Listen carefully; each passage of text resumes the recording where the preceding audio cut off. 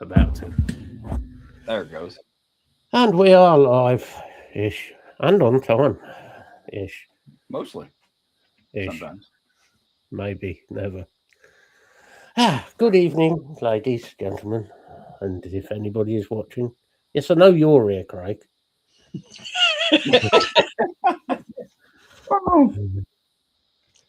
Oh, they said hello to everyone else when they come in.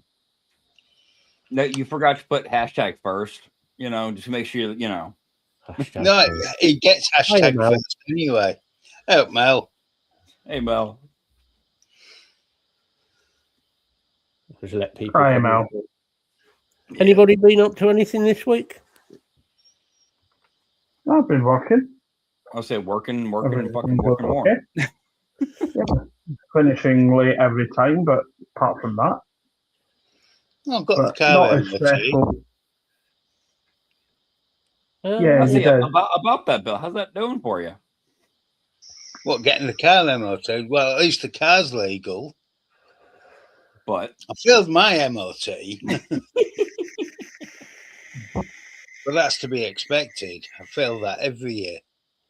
Well, this is true. Well, I had two tyres and four-wheel alignment last Saturday, which cost £304. Volkswagen that quoted me 289 quid a tyre. Yep. What? Volkswagen doing And- their dealership. ultra- Yep. And 190 quid for four-wheel alignment. Good Lord. Yeah, It does make my £420 for a new spring, two tyres, and an MOT look reasonable. And the 400 Yeah. quid for a.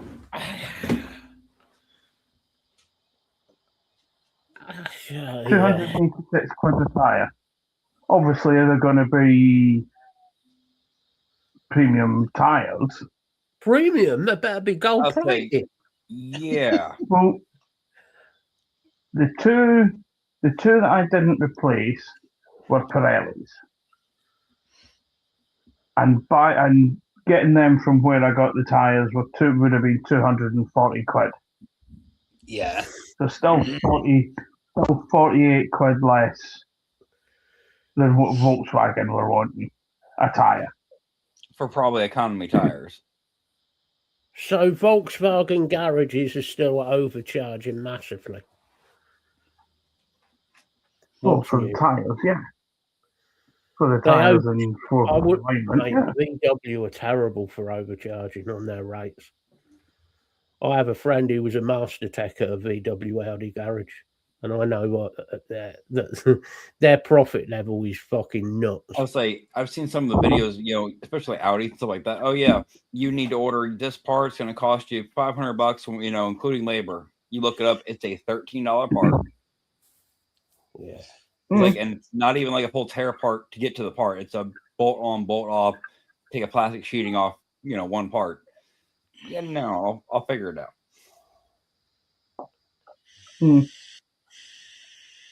But luckily, I didn't have to pay for the service I had last Friday because the sales department forgot to put the service package that I bought when I bought the car. Forgot to put that on the system. That was good of them. So you shouldn't have been charged anyways what you bought. by accident or on purpose. I haven't a clue. But it was still luckily it was in the sale because I think I've thrown away the sales paperwork. Hey, Steve. Hi, Steve. Hi, Steve. And they've obviously gone back into the sales system, and I've paid for the service. So. Oh, simply because of the receipt amount they knew. Yeah. Well, I'll say at least that much. Otherwise, they could have just been like, "Oh no, it's not on here. Can't help you." That's what we would have got. That's exactly what happened over here. No, We got no, it's not on your thing. We can't do anything for you. No, we're not in America. No. That's a So rip the service I had on Friday, and then the one that I'll have next year, which will Hold service on a it's minute. the Hold on a minute. oil service. Hmm. So, how many miles have you done since you bought the car?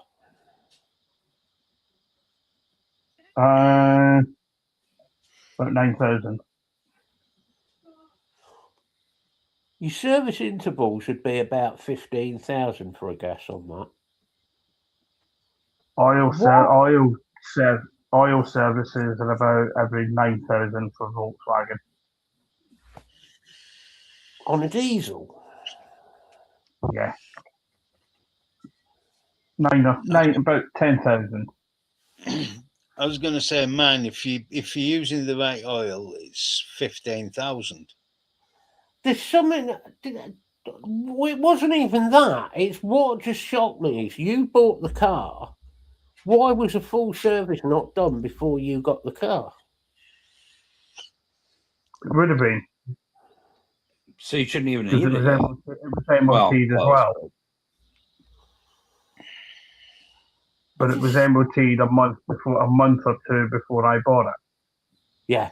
It was MOT'd in July. Hey, It was, Lisa. It was MOT'd in July. I didn't buy it till the end of August, and it was Gosh.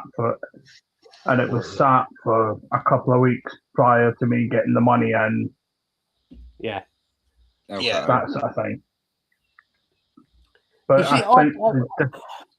You see, I don't agree with this service interval thing anyway. They say that the service intervals are getting longer and longer and longer. I was going to say until you said diesel, because I've never had anything diesel, but for everything regular petrol, you're looking at 3,000, max between oil changes. Yeah. Petrol engine, you should, on average, unless you're driving it really hard, is about 6,000 miles between oil and filter. See, mine is even because I'm obviously depending on the car. I work in cars enough. I can smell the oil change if it starts to get a little bit, burn. Hey, Martin, mine is very finicky. It will start active if it's not changed exactly when it should be, and every 3,000, 35 at the most, it'll start, acting a little bit funny to this new oil change, and then it's fine for another how long. Thing is, mine comes up and it tells you on the dashboard. Well, so does mine, yeah. But I can notice the smell even that from mechanics side of it's just not right. But the countdown mileage on mine for service intervals is 10,000.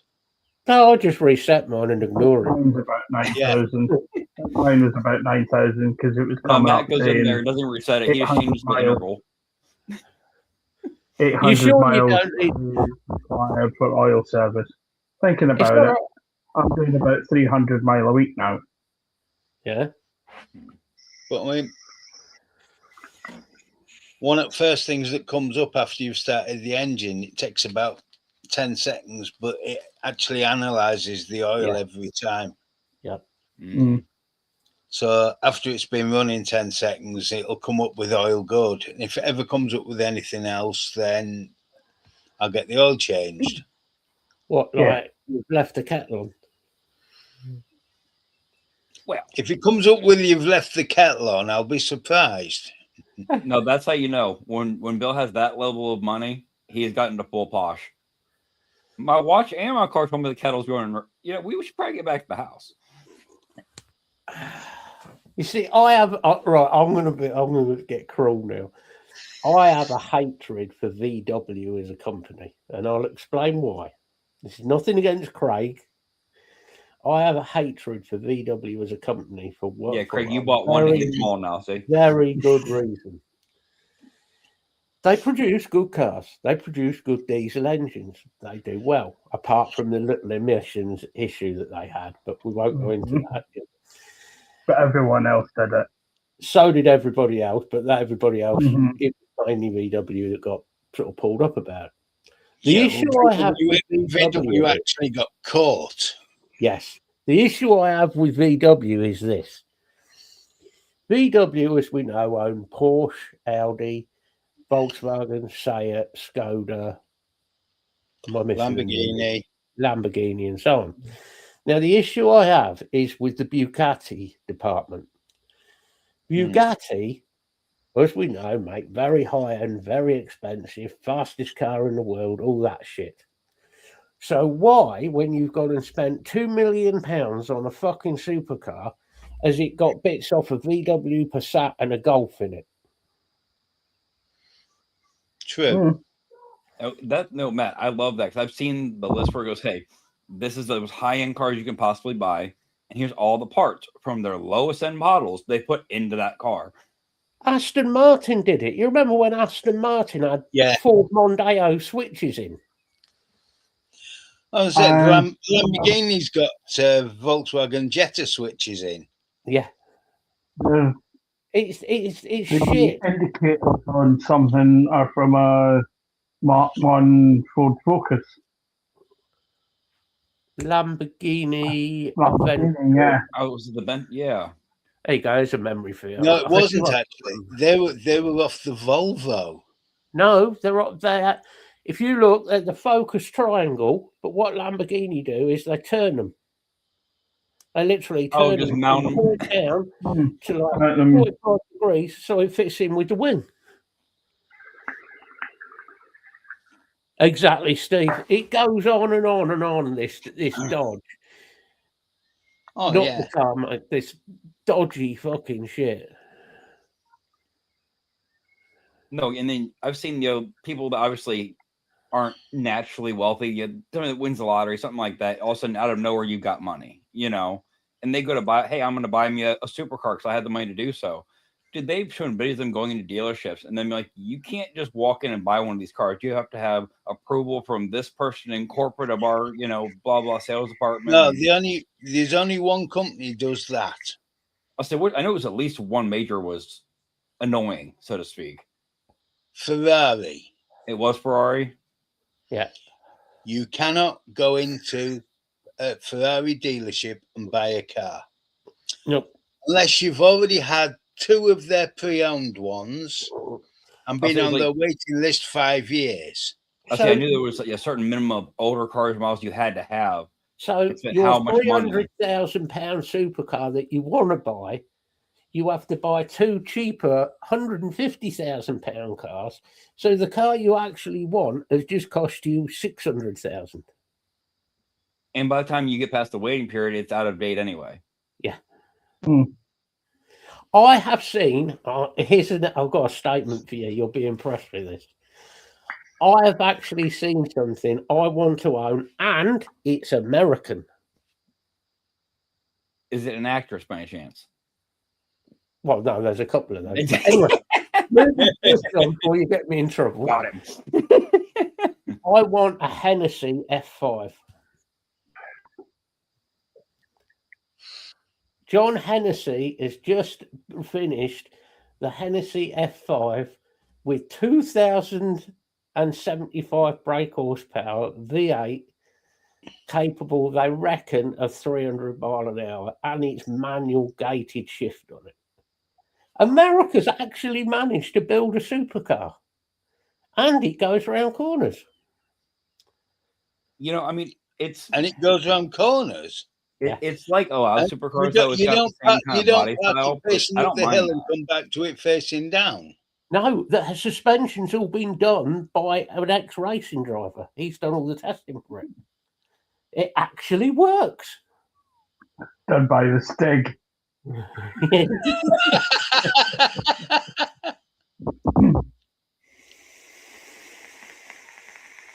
Yeah, he gave him the instructions in pictograms.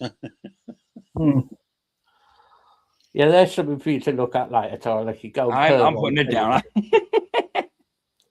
Hennessy have got some really nice cars.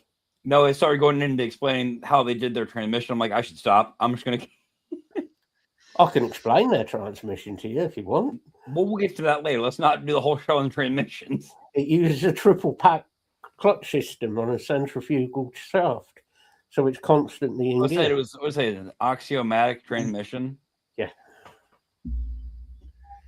It's not really for the show anyway. What are you going to talk about this week? Could talk about petrol prices. That'll cheer everybody up. seem to be evening out again. Actually, well, they've started to drop a little bit, haven't they? See, I found a couple gas stations near me that have had it at a reasonable price for what's been going on, and I don't know every time I get under 3/4 full, I fill the tank up. I'd rather have it topped off always with the cheapest, Yes, I'm feeling fine, Martin. Thank you. Oh, I've seen Red Victor 5 before, Steve. I've seen it at a car show. Yes, it's not very good at corners, though, Steve, that car. It's a drag car for the road. Yeah, that wouldn't... Yeah, well, diesel's actually come down 4p a litre now. Yeah. Now you only need a small mortgage. Yeah. I'll say, what do you guys that price-wise now? 150-ish petrol, 179, 180 diesel. Depending. Yeah, 153 petrol and 185.9 for diesel at the minute. Varies where you are in the country. Well, 187, that was when I sold up today. I'll say I normally don't look at diesel price, but depending where you go, it'll change back and forth on the board as far as prices on that. I hate to say it. I think they said petrol was at like 350 and diesel was close to 6, like 5 or 6. You seen the price in California? Oh yeah. Yeah. And have you seen the fact that Carney has now severed any more fuel coming in to America? I thank you, Bill, by the way. I do appreciate the information access, but I have been watching those stupid YouTube video uploads every hour and a half since I started following that page. You're meant to watch them now and again, not permanently, you twit. Dude, it just... The thing is, right, is with what's going on with you in America, right, and it's not me picking on American people as like... But it is changing on an hourly basis anyway. Your levels are doing that with fuel costs, and with everything that's going on, and with the statements that keep coming out of the big White House. Well, you've heard about our recent influx. We've got more fuel that got sent over from Russia. Yeah. Because of other deals that were, done that weren't supposed to be, and I'm not being funny.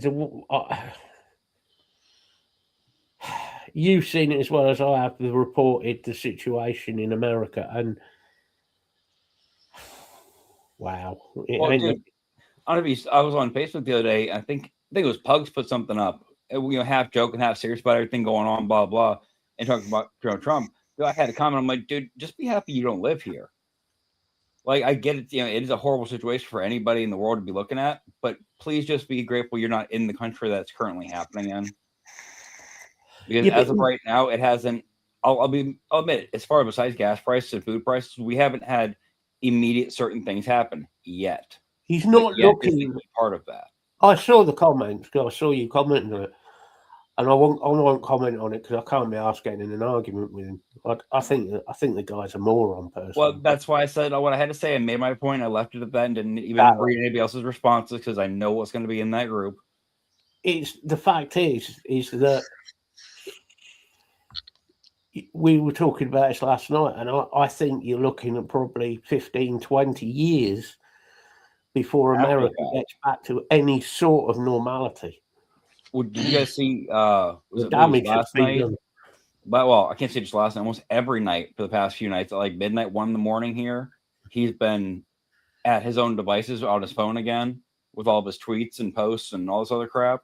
Yeah, dude, just the things that are coming out are just. He went back yesterday or day before. He attacked the Pope again. He went after Obama. He went, Did you see today?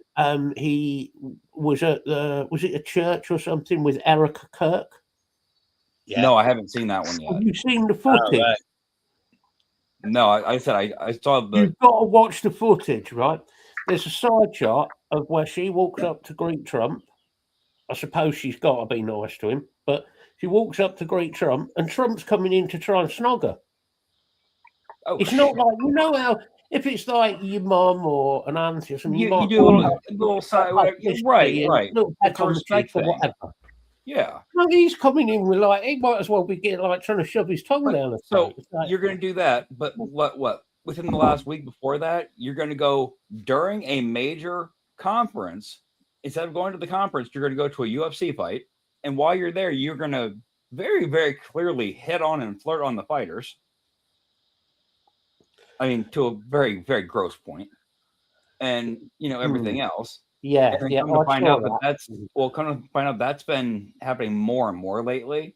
Anybody that he agrees with, it's never female. All the people he agrees with lately, it's not that he agrees with them.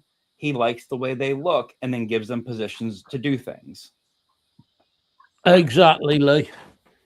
The thing is, he's like you watch him, and he's just like this creepy, slimy individual. He's like that uncle that shows up to the weddings, and everyone goes, "Hey, see him? Watch him."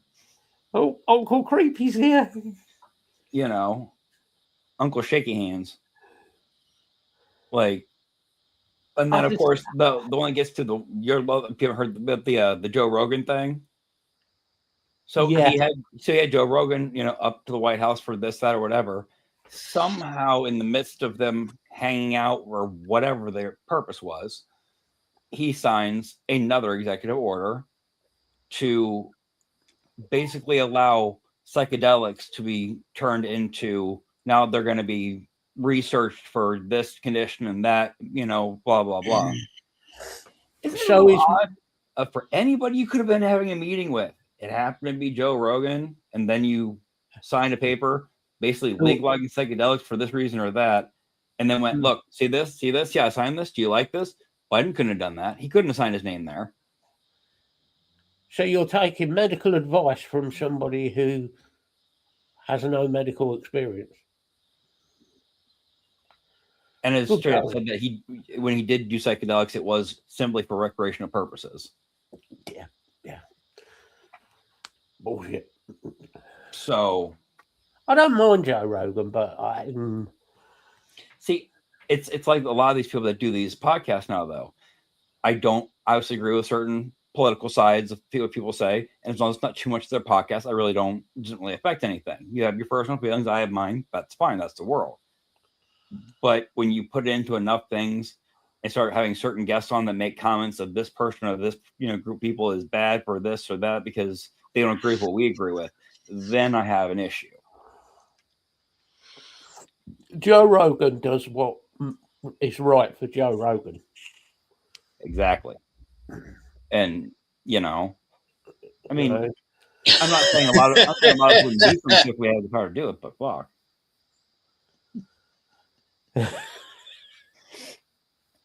Exactly, Martin. Exactly. And then, of course, you saw what Grim put up about we finally have a politician in the U.S. fighting for vaping now. Did you hear about how great this is? It's RFK Jr. Mm-hmm. And because he's so full of lovely amounts of truth and knowledge, and everyone believes what he says so much, now that he's actually right about something, no one believes him. And said that we were copying Juul. Yeah. Hey, JP. Yeah, JP. Because he's very not so slowly destroying my country, dude. We're talking about it, not so much about him, but just because it's relevant to quite a lot of things at the moment. I am going to get on to another subject in a minute, don't worry. Do not worry, this subject is Martin's going to like this subject. It's about a small man who lives in a secluded town. Is he a woman? Has delusions of grandeur. He thinks he knows about vaping. He thinks he knows about politics. What he actually knows is fuck all. No, he knows Milky Tea. Give him some credit. Well, Milky Tea, yes. He's an expert on that, or maybe his mum is, because she seems to, bless her, for him. Maybe that's it, though. Maybe that's why it's so bad. She's trying to get rid of him. his latest video, which was on a combination of vaping and telling us all how he is right and we're all fucked over the vaping regulations, and anybody doing any sort of advocacy for vaping is an idiot. It's pointless. Well, It's pointless. Yeah. I identify as an idiot. That is my pronoun for today. I'm an idiot. There you go. I would rather be an idiot than that twat.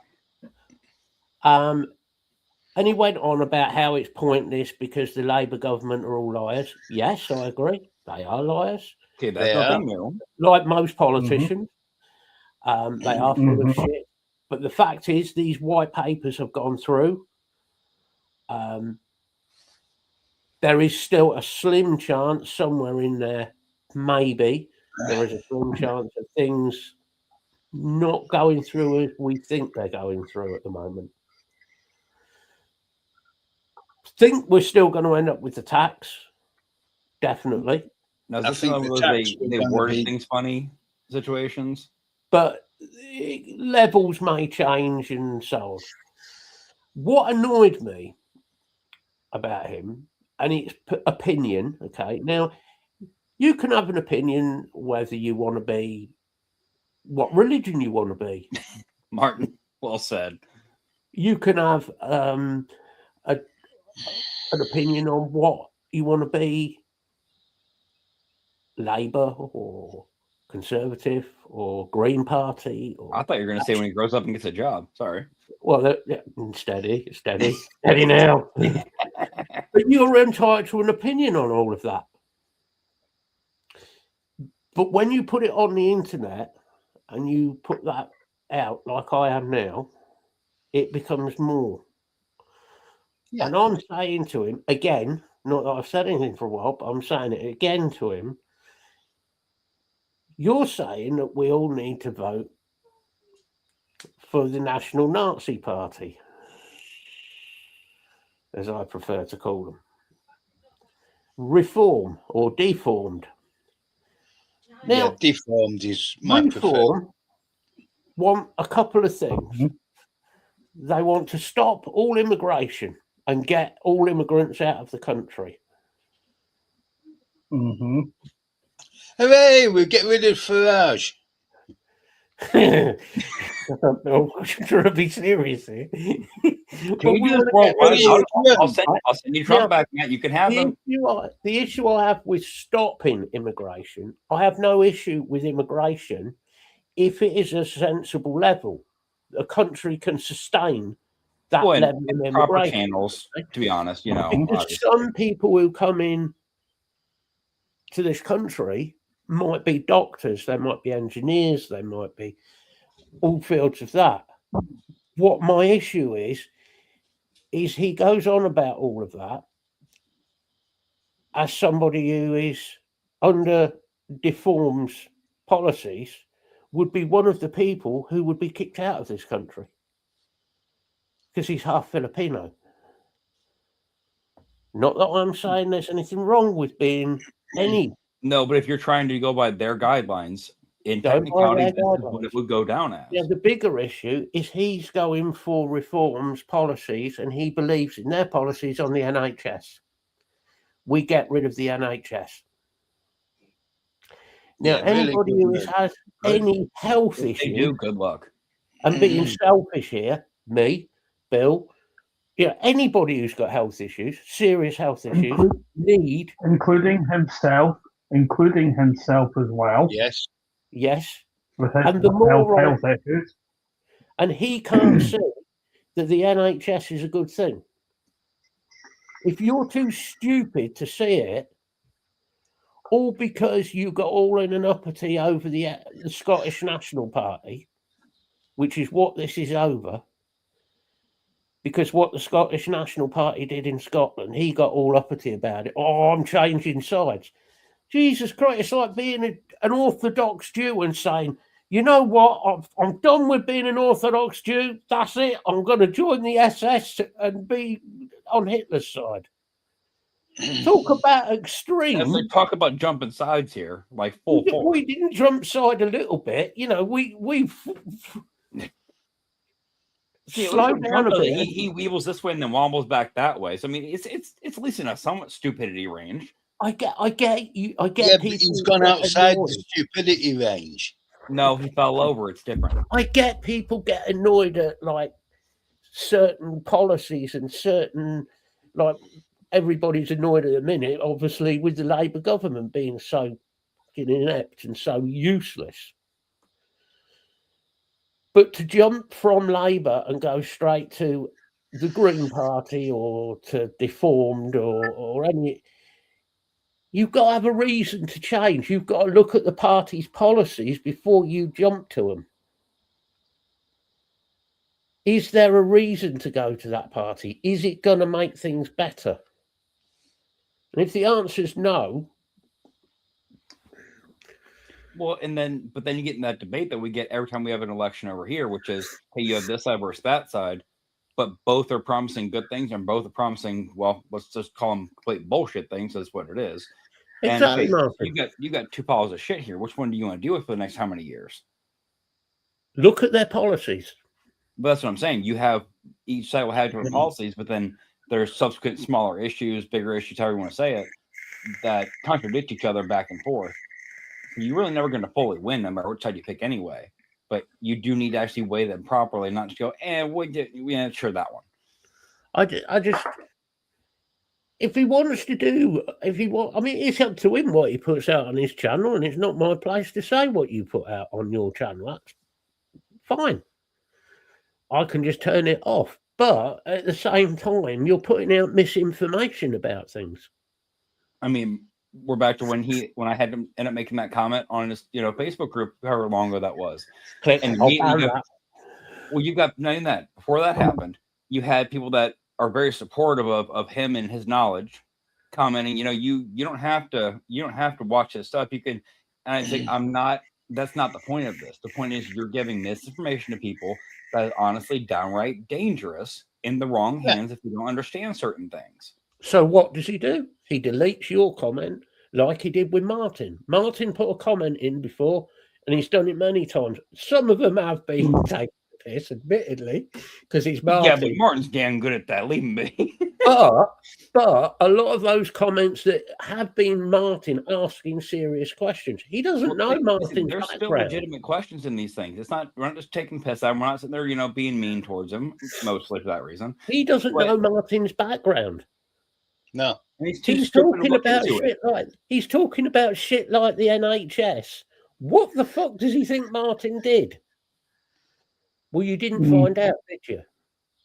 Because you won't have a conversation with anybody if they disagree with you or if make you look look stupid. If you actually stupid. spoke to somebody like Martin, you might learn if Martin wanted to say, you might learn what Martin did, and then you could go, oh, right, maybe he does know a little bit more about this shit than I do, or a lot more. And yeah, you're right, Steve. They do all speak with forked tongues. It's like when I had that surgery years ago, and you get the surgery questions of do you smoke, do you drink? No, I don't smoke. I've been vaping for this long. And then let me sit down and pull my clipboard out and tell you all the reasons that you're wrong for doing what you're doing. Okay, dude, you got 2 sentences in. I basically had to tell you to shut up, tell you all the things you just said that were completely inaccurate and wrong and misinformation. You realize, oh, maybe you know more than I do. Maybe I shouldn't be telling you what to.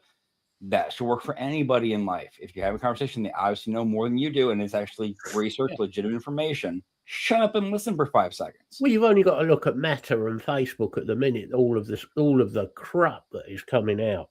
Dude, if I get one more fake story that pops up of teen found after 2 years of vaping has such significant lung damage it's irreversible, and well, did you see the latest one? Dude, there's so many. I just scroll past them. The latest one, they actually AI'd and said that the actual it looked like bits of popcorn on the lungs. I was like, oh, what? Yeah, I've seen that one. Stop, please. All I can think is let them one time try to do the AI bullshit and not proof check anything that's in the actual article, and just put in teen gets popcorn lung right story and see what comes out. Or you get a picture of a teen laying there like, giving it all this. And you Oh, eat With, steak. tubes hooked up to every, bitch. Oh, like I said, there's so many that come to my feed. I just try to keep scrolling because, like, you can only laugh at so many of them. You can only comment people are stupid so many times, and it's just, I'm not going to give you more traction by sharing your thing to call you an idiot. Exactly. Yeah. Obviously, I mean, obviously, me and Matt have quite a lot of contact with doctors, nurses, consultants, and all the rest. If I'm lucky. Oh, sorry. It was a mixture of sweet and salty, Steve. I like toffee popcorn. Oh, that was probably the first thing I actually went to, funny enough. Butterkist. Yeah, Butterkist toffee popcorn. I remember when we used to get the giant metal pins that had the 3 sections of popcorn in them. Oh, we didn't get them over here. Gigantic, 2-foot tall container of fucking popcorn. But it was funny because they had 3 sections. They were never even. You had the biggest one as the plain. You had a medium of the cheese or whatever. And the best toffee one was always in the tiniest little section on the side. Cheese popcorn. Yeah, cheddar cheese popcorn. It's not proper cheese. Yeah, it's cheddar cheese powdered popcorn. Yeah. Yeah, it's American cheese popcorn. It's not cheddar. No, it's definitely a different flavor than proper cheddar. I'll give you that. But it's American like cheese. It's not like straight American Mountain Dew. It's something like, to us. It doesn't taste, whatever. It's like sweaty Grimstock. Well, I actually had bought a bottle of Mountain Dew a week or 2 ago, and Trenton asked if he could try a sip of it. He's never tried it because my kids don't drink pop. And dude, I'm not going to say a sip of pop's going to kill him. So yeah, go ahead and take a sip and see if you like the flavor of it. Dude, from an autistic brain, just go, that's really citrusy and kind of spicy from the, because he's never had carbonation all like that. It's like, and then I take a drink. It's like, it does taste different when you actually think about the flavor of it, not just, oh, this is what Mountain Dew tastes like. Because over here, you don't think about things like, especially pop usually as flavors. It's just the brand is the flavor in your head. It's not, oh, it tastes like, cherries mixed with this. You don't think about it that way.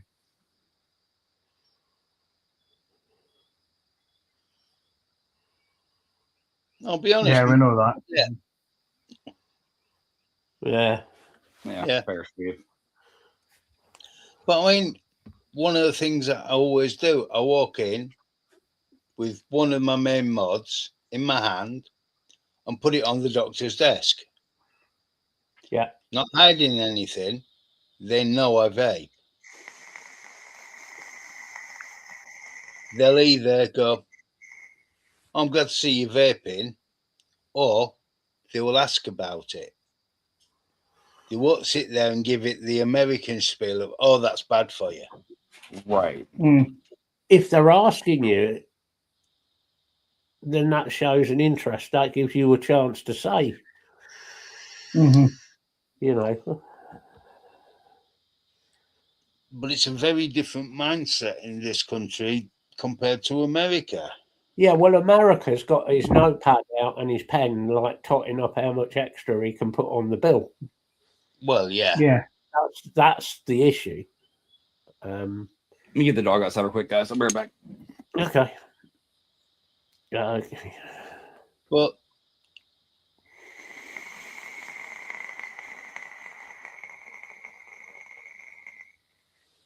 I've had doctors ask some serious questions about it, and they're like, "You actually know about this?" And I go, "Well, if I'm going to do something that is supposed to be healthier for me, then I'm going to find out why." You're always going to have doctors that are out there that are anti-vaping.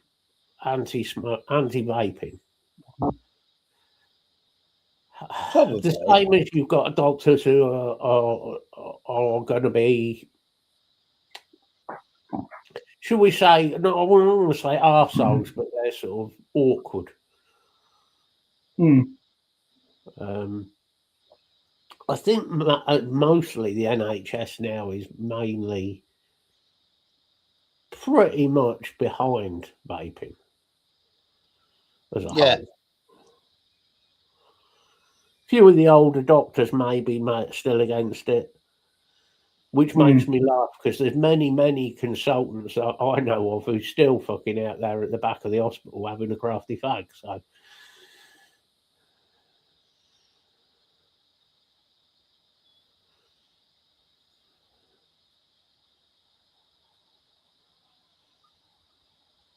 You know,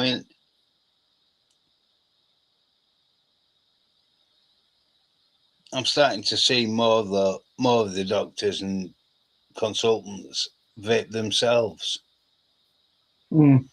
which is a good thing. In an ideal world, nobody would have ever started smoking, and therefore nobody would have ever switched to vaping. What I don't agree with is people who have started vaping at a young age because it's the cool thing to do. And I do agree that something needs to be done about the age restrictions and youngsters getting hold of it. I will say one thing about it, though, and I know it can be controversial, but a lot of those who take up vaping, if it hadn't been accessible, would have been smoking. I agree. Which would you rather they did? Well, in an ideal world, neither. But it isn't an ideal world, therefore. It's not an ideal world. And it never will be an ideal world. You know, in an ideal world, you'd never get ill. You'd live till you're 85 or 90 years old, and you'd be healthy all your life, sort of thing. You know, but it isn't an ideal world. I was going to say I bollocks that one up, didn't I? Yeah, you well and truly that one. No, I told my niece the same thing when she first, she doesn't vape anymore, but she did for a short period. And I asked her, why do you have a disposable? Oh, well, just, this flavor, or I get stressed sometimes. It's like, okay, but you're not using it sometimes when you get stressed, first of all. You're using it as if you were smoking for 10 years and needed this to get off of it, If that was the case, I wouldn't say anything to you. But you're literally doing it because it's a cool thing to do at this point, and that's not a road you want to go down. The thing is, Tyler, which would you rather? She vaped or smoked? I mean, you already know my answer to that. It's going to be controversial. I'm going to say it anyway. I don't care what people say about they agree with Matt. In an ideal world, it would be neither. But people are people. They have vices. They're going to have vices. Yeah. I'd rather see that than a cigarette. There are a lot who have never smoked, who picked up a vape, who would have picked up a cigarette if the vape hadn't been available. That side of it then, Bill. That's a good point. At the very least, I mean, obviously all of us, we had our decent enough time of our lives that we smoked cigarettes. And there was damage done by it that we've been all noticing. It slowly does get better as you quit and you vape, and it does definitely increase your quality of health and everything. But totally agree, Martin. Totally agree. It's not that for everybody. It's people that are new to this stuff, and yes, they would have smoked otherwise. At least that tar never hit their lungs. At least they don't have that damage to undo. We do. But then you could also say if somebody has never vaped, they've never smoked, they go out in the street and they stand by on the side of a main road, you're inhaling toxins from cars, lorries, exhaust. And you're inhaling toxic fumes from businesses, from power stations, from all of the other fumes that are in the air. Yeah, obviously all of the pollution you're going to have coming into your body anyways, right? And people are going to argue both sides. Obviously, you've got these, this needs to be locked away and never should have been a thing, and then you have people that follow science and medicine and have firsthand experience of, this actually saved me from dying, so I'm just going to go ahead and do it. you look back when I was a kid, smoking was common. Even when I was a kid, it was. I mean, shoot, I still remember you walk into any restaurant you walked into, you went the smoking or non-smoking section. They were connected by the same dining room, but which one would you prefer? I remember cigarette adverts where it was promoted as cigarettes were good for you. Oh, the original Marble ads of this is a refreshing pure tobacco with menthol, and it makes your lungs feel rejuvenated and fresh. No, it doesn't. You might feel minty and cancerous, but with added asbestos. Well, and then you look at that's only in the American blend. They'll pull that gateway drug bullshit. Yeah, but they did with everything else. If you start vaping nicotine vapes, you're going to end up. I'm not going to even entertain the thought of you saying that these kids are going to start nicotine vaping and by their early to mid 20s are going to be full blown crackheads. I'm not believing you here. It does not correlate. No. Your scare tactics don't work if you actually have any bit of information behind it. Do not vape blackcurrant. You may end up on PCP. Too late. That might be that might be closer on. Do not vape black vein because it will turn you into an idiot. Well, we have medical proof of that. Well, yeah.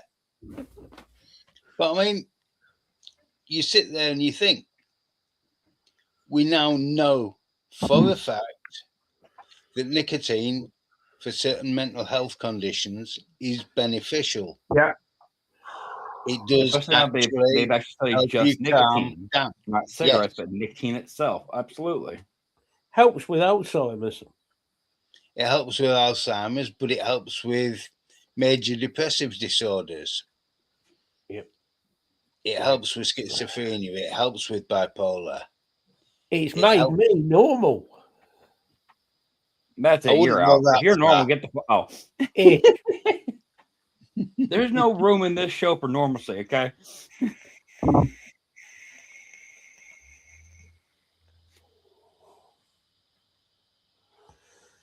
See, that's when it gets me.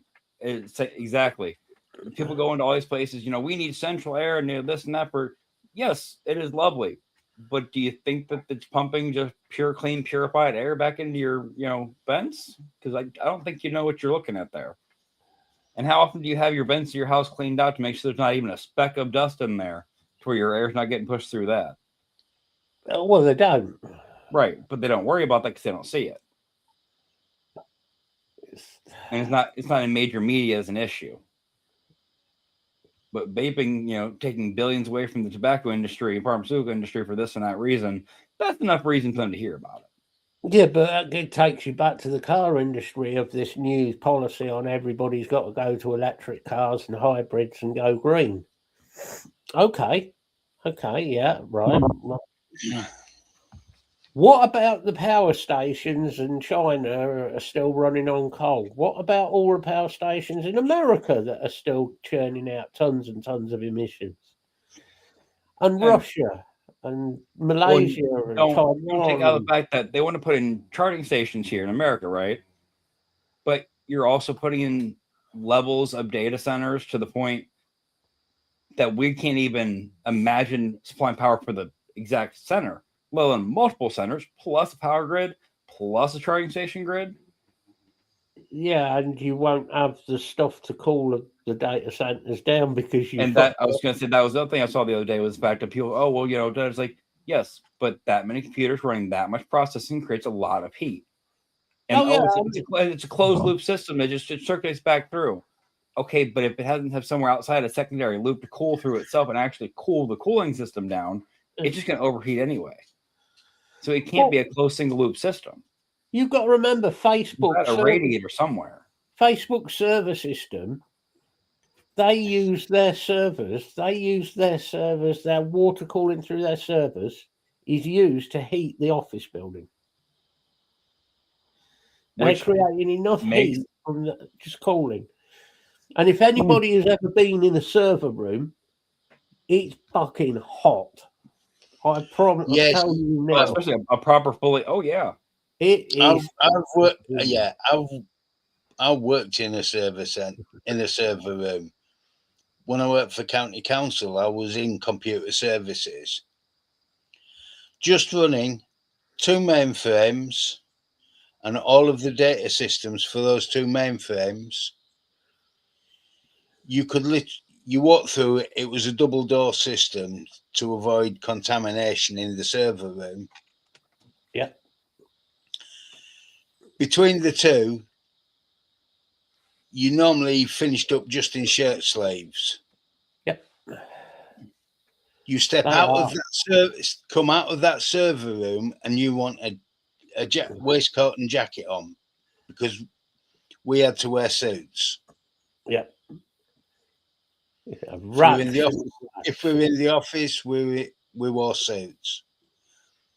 I mean, thankfully, to a certain extent, server rooms have actually got a little bit cooler than they used to be.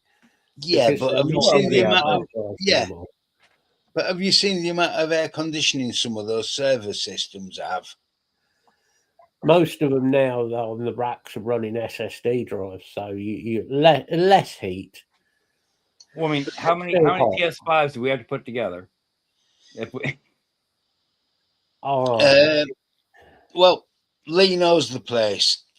There's a little server centre near Sheffield, known locally as Teletubby Land. I'm going to need an explanation of this one. It's partially built underground, and it's got the U-section air vents all over the place. Tubby custard. Oh. Yeah. And then it's grassed over on top. Matt, it's not locally. I have you officially found a name for your custard, buddy. Just saying. Anyway. Tubby custard. It's known locally as Tubby Land, Teletubby Land. Tyler's never seen the tweet. Lee works there.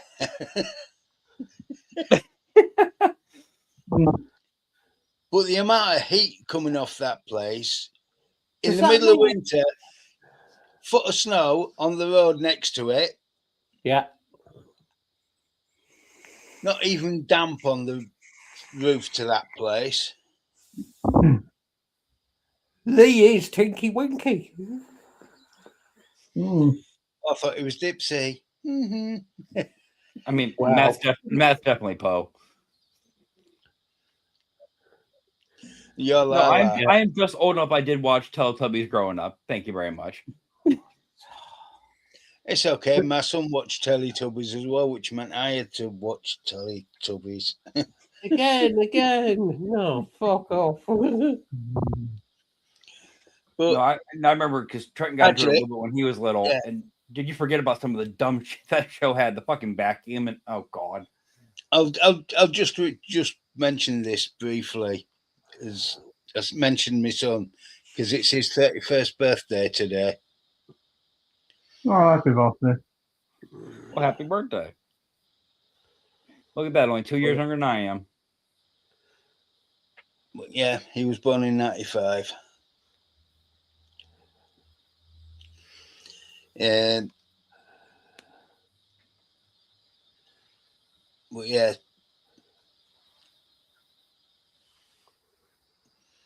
Yeah, wasn't it a joint bank, Lee? It wasn't a single bank that worked through that, was it? Hey, I knew it. I knew Martin would find a way. Block's not here, so Martin had to do it.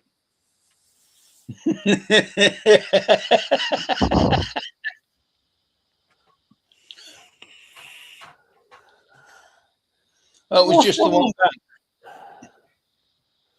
What's wrong with Nunu the Hoover? I don't know. The nose attachment bothered me. Look, at least it's not death by snoo snoo. That's an honorable way to die. That's an honorable way to die.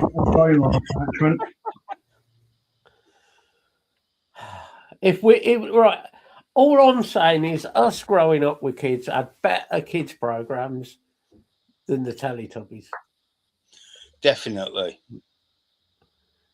The Teletubbies was the start of the world imploding. You had the Teletubbies. I can see that. Who one of them was trans. If you think about it. Yeah, Tinky Winky. Tinky Winky was trans. Poe was always like, oh, everything's going wrong. You know, the Teletubbies was the start of that whole twisted world. And then you had the other favourite one of a lot of kids, the Tweenies. Fucking hated the Tweenies.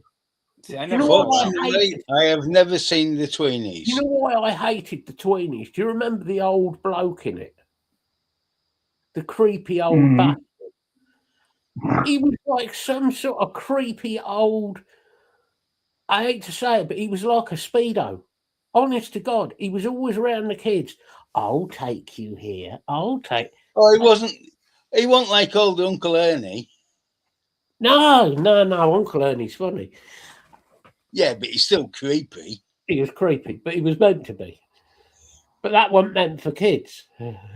That's true. One I didn't like was Rugrats.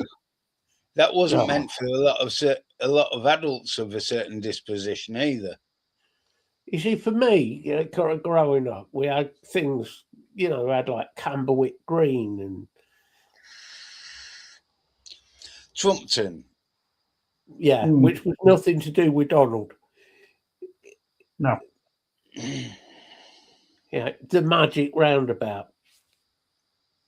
Class. The original Magic Roundabout, though. The Magic Roundabout. The Wombles. That's a good point. Where is Mike? Yeah. Did he weeble and wobble and, well, Wombles happen to fall down, No, you know? Wombles don't weeble. No, Wombles sort of. Well, one of them would fall asleep on park benches. So we're on about okay. You missed out on all this, Tyler. We had sensible stuff.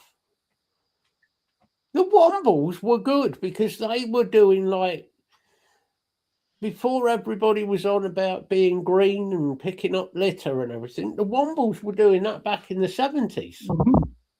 They were doing it in the late 60s. You know, you had Madame Chalet wandering around as the French maid. Uncle Bulgaria. Now I know I watched it. Oh, okay. Uncle Bulgaria, who knew everything. The other one was a funny bit. But then if you look at some of the original Sesame Street episodes, like the original, you know, older ones and everything, yes, it was done well, you know, teach kids this and that, but it wasn't sugar coated. It wasn't still a kids program, but there was things said that nowadays they would not put in a kids program. No. The thing was, those kids programs did show us a lot of reality. Yeah. And I'm still a firm believer that like cartoons, like when I grew up, like Rugrats, shit like that, I'm a firm believer. Yes, it was a kids program, but the writers for these shows knew the parent had to sit and watch these programs too. So they put certain little things the kids wouldn't understand to make the parents just kind of, okay. And it wouldn't be as horrific a watch. The thing is, a lot of those programs dealt with death, dealt with loss, dealt with Catweasel. Catweasel? No, cat dog, man. Cat dog. No, Catweasel. No, Catweasel. No. Catweasel was also one of the funniest wrestlers I have ever seen wrestle. Catweasel was brilliant. Catweasel in a wrestling bout would have someone try to put an arm lock on him and literally tie himself up in a knot, put his hand out like that, wave his fingers, get the other wrestler to grab his hand, flick himself out and throw him out the ring. Here's a quiz question for you. But Craig and Bill are not allowed to answer it. Am I going to know what it is from the time frame? I don't think you will, but... So we'll put that in the air before we ask the question, but okay, go ahead. Okay. Kids TV show And the theme tune was sung by a Scottish comedian. Now I'm assuming UK program.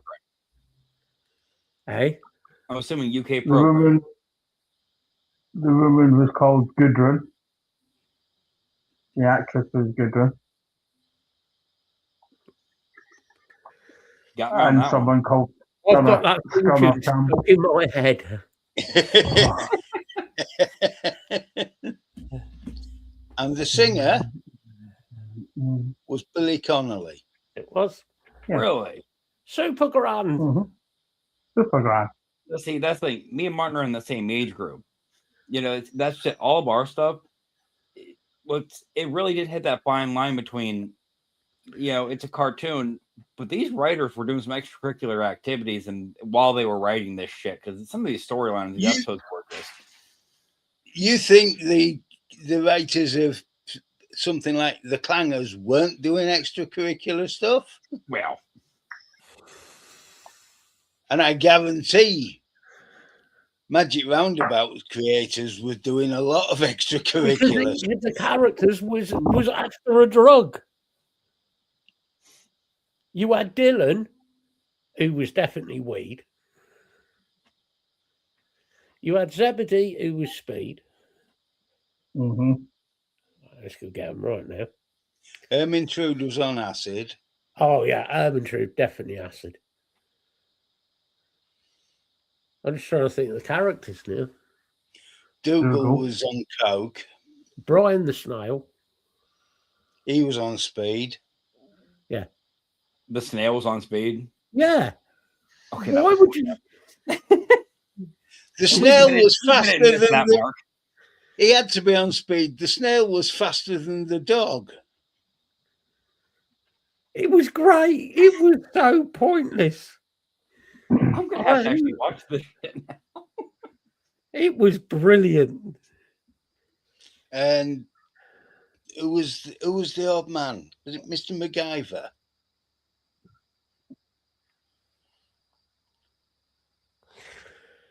I think he was normally out of his tree on something.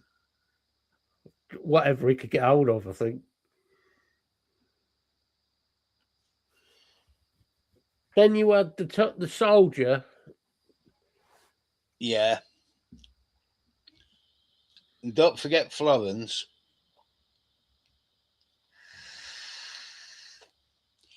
She was on a bit of everything.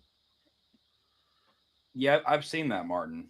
When you look back at it, you can actually tell the pictures really do have representation. You want to watch Winnie the Pooh, the horror film. Dude, I've seen like little bits that's fucking creepy shit. It's but think about it, right? Think about it in your head. Winnie the Pooh, Christopher Robin goes, "Nah, I'm too old for you now," and just leaves this bear in the woods. So the bear breeds hatred for human beings. And he found a bag of cocaine. You have cocaine. So he comes back. No, he didn't do any coke. So he comes back and he starts attacking humans. I mean, it's basically the alternative ending to Ted, except for being an alcoholic, he decides to murder everybody. Yeah. And I have no idea what Noddy was on, but it was some good shit. Big ears. Mr. McHenry. McHenry, right. Mr. McHenry. Wasn't that far off. No. Get Andy Pandy.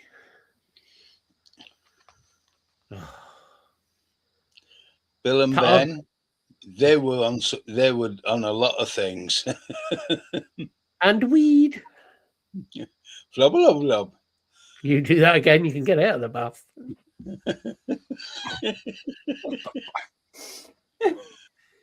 So I'll get these. You're pissed.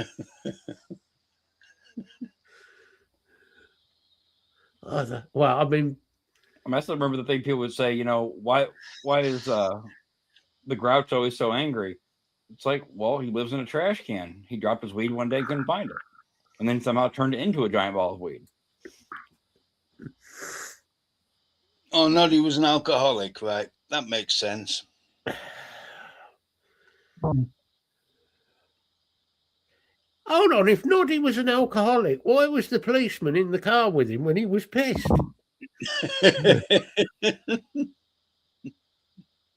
Now, was he or was the officer? See, there you go. There he is. One of the Wombles has arrived. We would have mumbled his way in. Hey, Uncle Yep. Uncle Bulgaria's arrived.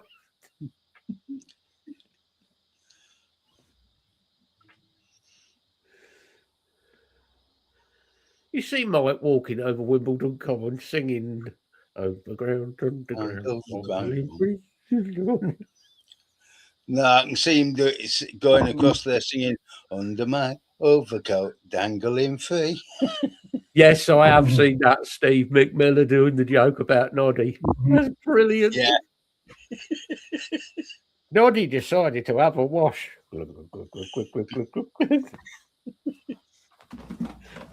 Oh, that's brilliant. Oh, what other kids' TV shows were there that were good? I mean, there were some that like we watch all the time, like Doug, Rocker's Modern Life, you know, Animaniacs, stuff that you look at now and go, they were on like Animaniacs, easily meth heads. Like there's no way of, you know. Another one I always liked watching was the dinosaurs. Yeah. Not the mama. That's Gwendolyn. I know. Yeah. Gwendolyn. Of course, we had Humpy Couch. Mm-hmm. Yeah, I'm just saying, Gwendolyn whacking you over the head with a frying pan. So not the mama. There is a reel on YouTube where Seth Green and the guy that did one of the Animaniacs voices are doing the one of the Star Wars scenes as the voice of one of the Animaniacs, and Chris Griffin, which is quite funny. Oh, yes, Trapdoor and Shorten and the Wheelies. Hello, little old lady. I loved Trapdoor. I still watch Trapdoor now. That's all right, Martin. My oldest found Invader Zim. I like Biker Mice from Mars. So now I'm trying to make sure he doesn't watch too much because I want him to see those lovely parts where you occur doom doom doom doom doom doom doom doom. Just let the kids watch what they want. I've started just kind of not certain things. Obviously, I'm just letting them just watch it. They're going to learn eventually. It's like the crazy thing. The original Clangers had a script which they would speak down Swanee whistles. Yeah. And yes, it was an adult script. Because occasionally you could hear him saying bastard and fuck.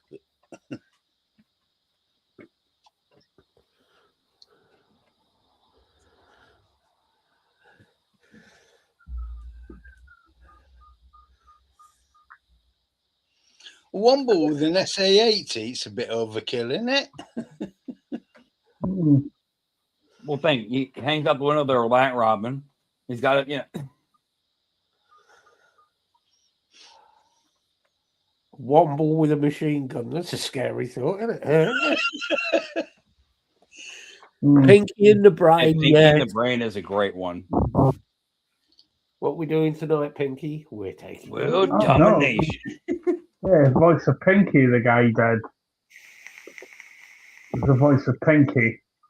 Oh, yeah.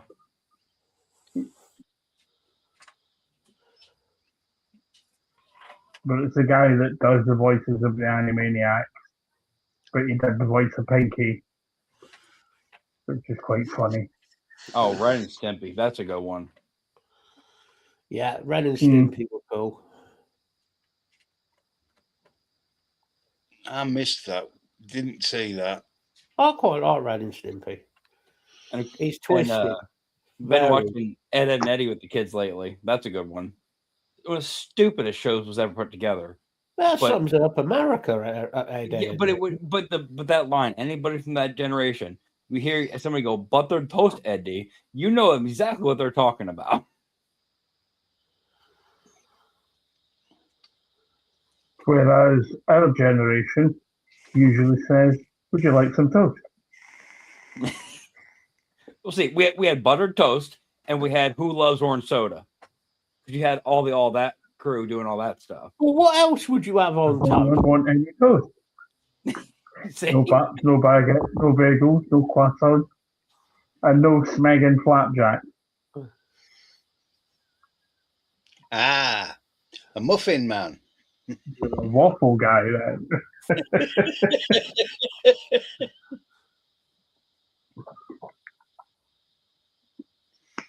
No, Martin, there's some of these things that are kid programs now, whether they're YouTube based or whatever, that they shouldn't be labeled as what they're labeled as. I get that we had certain dark stuff growing up, but some of the stuff is twisted. Oh yeah. Like there was one that it was labeled as a kids program, PG or whatever it was. It was a cartoon. Trent wanted to watch it. Go to look it up and see what it's about. Basic, kids program type, script for an animated thing. And then you realize the warnings for it were between drug use, profanity, murder, excessive blood. It's like, whoa. Yeah. Can we not? If you want something that was definitely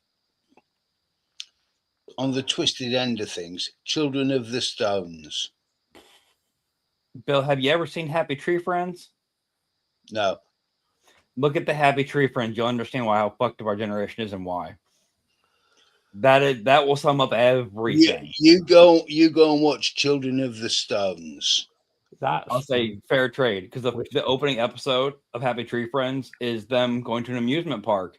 And let's just say that the roller coaster was missing some parts, and a couple people got pretty badly, gruesomely decapitated and whatnot. It's a good watch. If you want something, if you want something twisted for the kids to watch, Railway Children. Yeah. I haven't heard of that. It's actually a really good film. You might enjoy it. Parts of it. I certainly enjoyed it. Ah. Although I prefer doing Walkabout. Yeah. All I would say is this girl was underage at the time, and there was a revealing scene. Oh no. Oh yes. Actually, there were two revealing scenes. I remember watching that as a kid because my mum and dad was she not? Because she was overage in Railway Children, wasn't she? No, she was. No. Was she 15 at the time? 15 for the Railway Children. She was 15. And Walkabout was done the year later. She was 15 at the time, and when it actually came out, she was 16. But she was actually 15 at the time. Just proves how times. I mean, I'm glad times have changed because she was underage. Martin, I just read that first comment. Don't start. We ain't doing it, man. You know what's gonna happen. What shit down? Oh, the Tomorrow People, definitely. Yeah. Oh, that was weird. It was. Watership Down was. It's a good film, and it's even got some quite good music. It's just very, very twisted for like it was a kid's film. It was dark. I mean, Martin, do you remember the Amanda Show? The kids discovered that with the dancing lobsters one day.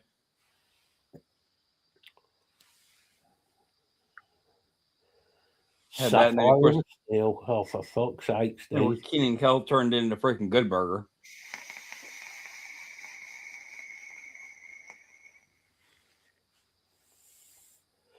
Mr. Majika. I'm trying to think of other kids' programs now. Do you know somebody who I liked as a kid, and I thought it was disgusting the way he was treated, actually? John Noakes. Oh yeah. I like John Noakes. I thought he was a fucking good bloke. Got treated like shit by Blue Peter, didn't he? Yeah.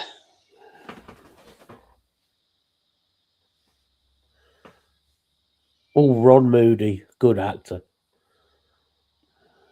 And the other fantastic one in kids' TV, Jack Hargreaves. Jack Hargreaves. Get on, Shep. Good old John Noakes, bless him. Not Ian Oakes. But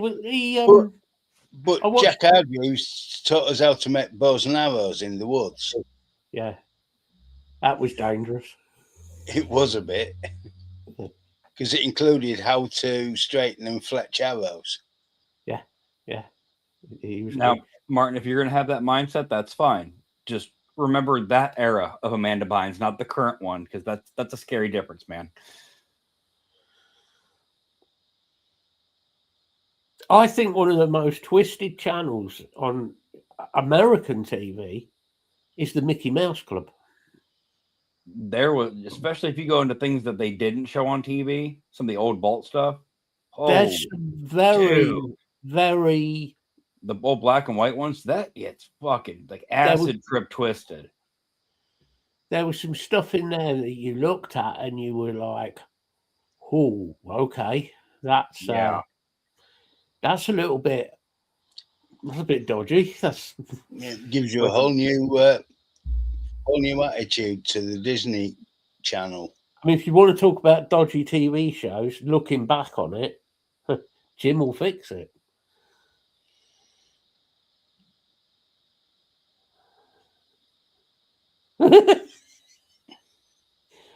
Yeah, I'll give you that one. I'll give you that one, Mike. Yes, I agree.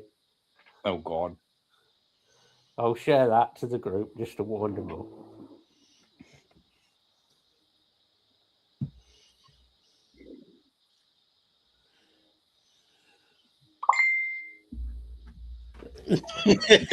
Yeah.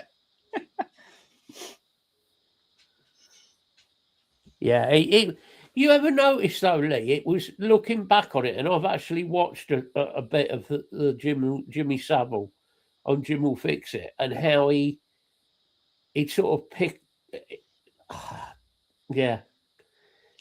like little girls up. He was like, "Oh look, sit on my lap," and it was like, yeah. Oh, you dirty bastard. It was. Well, and the thing is, back then, this is all like televised stuff, and it was never once, even thought about. They just let it fucking be aired. Well, I mean, the thing is, right? I mean, just talking about that child rapist. There's no other words for him. True. The BBC at the time knew.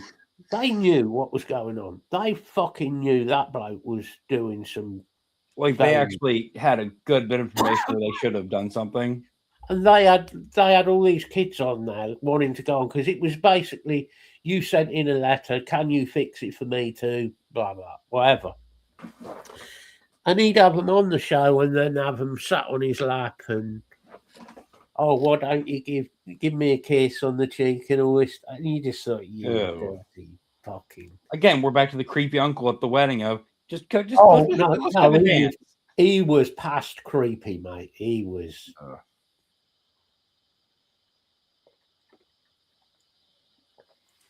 Yeah, Will Ferris wasn't any better. Oh, Bill Cosby, of course. Yeah. Yeah. Yeah. Well, just look at the way he was. I mean, I remember watching the Cosby Show as a kid. But you never had that mentality, though. You always thought, he's just he's a funny, nice guy, right? But now the whole pudding pop comment make a whole new meaning, don't it? Doesn't it just? Ugh. Creep myself out on that one. Fuck. Makes you wonder how many more of them there are in show business. It really does. Mm-hmm. Well, if you just look at any of the stuff, I mean, the last couple of years you haven't heard as much, obviously, because everything else that's been fucking going on. But between a couple of years ago and like COVID, you had all those child actors that were coming out and saying, "Yeah, by the way, this was happening, and this was happening, and this was there's a lot of shit."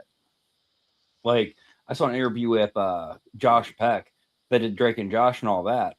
And I remember watching that show as a kid, and remember the first couple seasons he was decently heavy set, and he came back skinny as all shit the third season, right? Yeah. As a kid, you just kind of went, "Oh, the character changed." You didn't think anything of it. Come to find out, they were like, "What were you like as a child actor?" He goes, "I was a child actor." I was on everything but skates.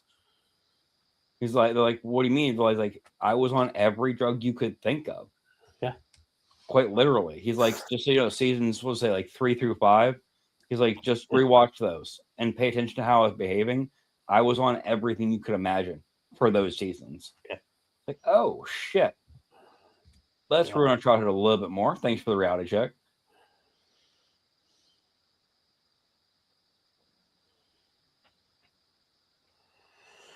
And then, of course, I'll never get over finding out about the reason that they did the slime for Nickelodeon, the color they did. That still bothers me so fucking much.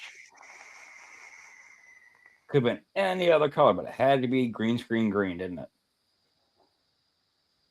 Yep. Yeah, there's a lot of twisted shit. A lot of very twisted shit. And there's a lot more people, famous people than you know, that are still getting away with it. I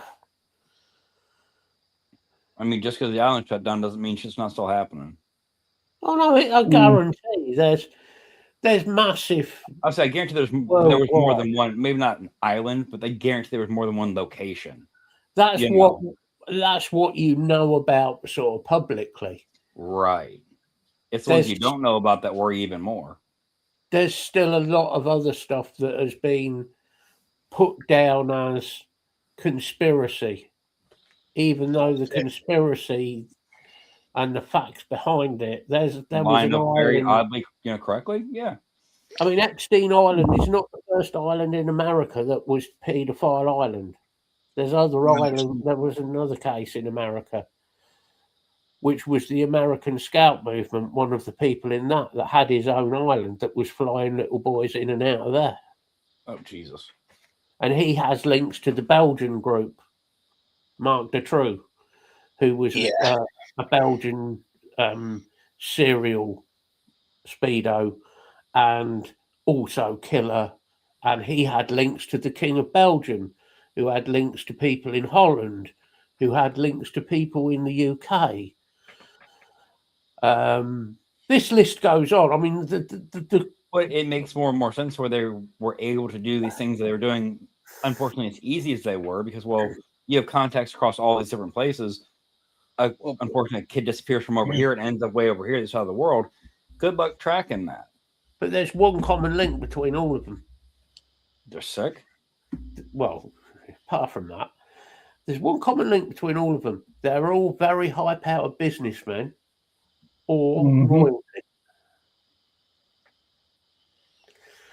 And a lot of them went to certain business meetings which are kept secret. Oh, well, it's like, this is just to discuss things that we don't want, outside the company know about. One of those groups being the Bilderberg Group. Oh. Now, the Bilderberg Group was set up in 1951 to control the New World Order of economy. Right? And the idea was that people would meet big businessmen, politicians, royals, all of that type of people. Very, very high up. People that we know people nothing. With power, yeah. Right? People that would have fuck all to do with us. And they'd have these special meetings. And then it came out that a lot of these people were having special meetings and people were there. And suddenly a lot of these business people were ending up naked in orgies. And the people... Now, If you want to do that shit and want to be in an orgy with loads of other fucking crinkly old people, fine. That's up to you. But there was children involved in a lot of these. That's not conspiracy. That is fact. I can show you evidence of it. But it's denied by the world powers. Well, of course, the powers that be don't want to look like they're supporting that. But at the same time, they don't want to be seen supporting it, but we'll change terminology to make them not seem like such bad people. Exactly. Something that you've got to remember as well. Until the mid-80s, certainly in the UK, there was no safe space for people to talk or report any of this. Nope. The first one was Childline, which was 84. Yeah. Also, before that, if you did report anything, you probably went back to the people that you were reporting anyway.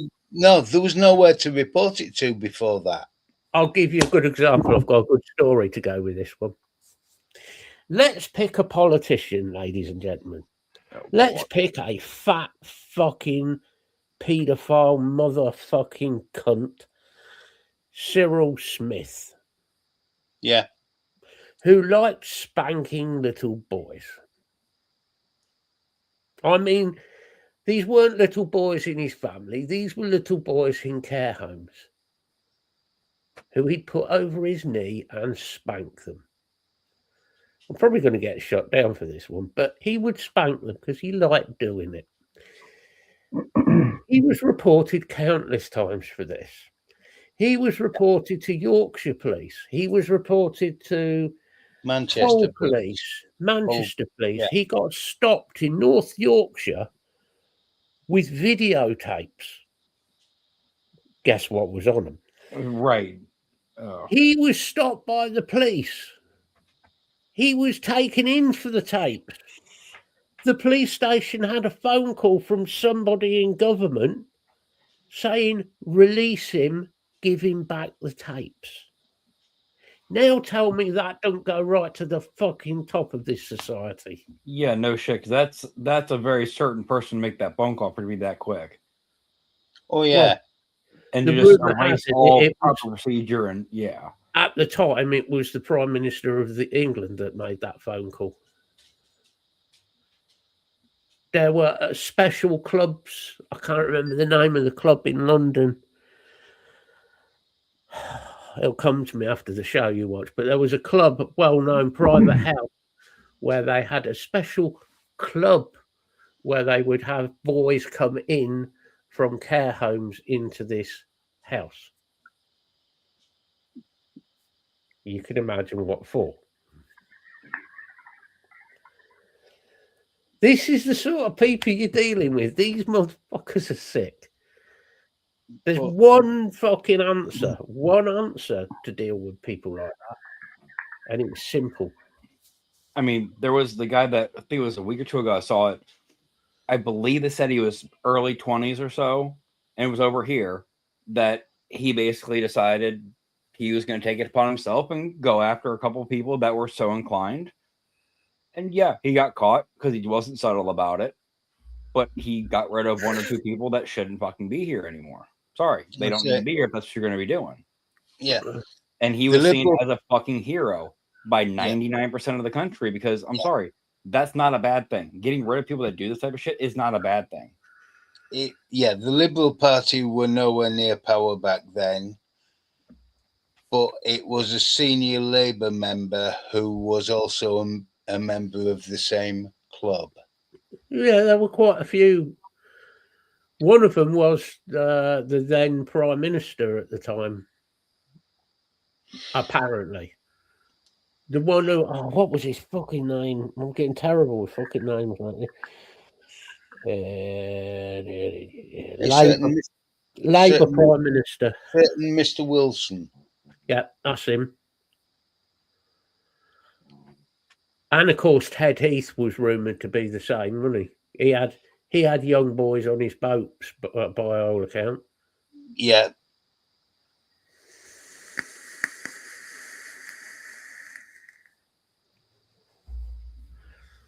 the thing was back then, it was one big boys club.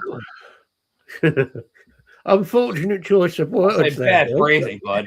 Well, bad phrasing, but appropriate phrasing at the same time. Ironic True. phrasing, I would call that. Yeah. Better, And then better you, said.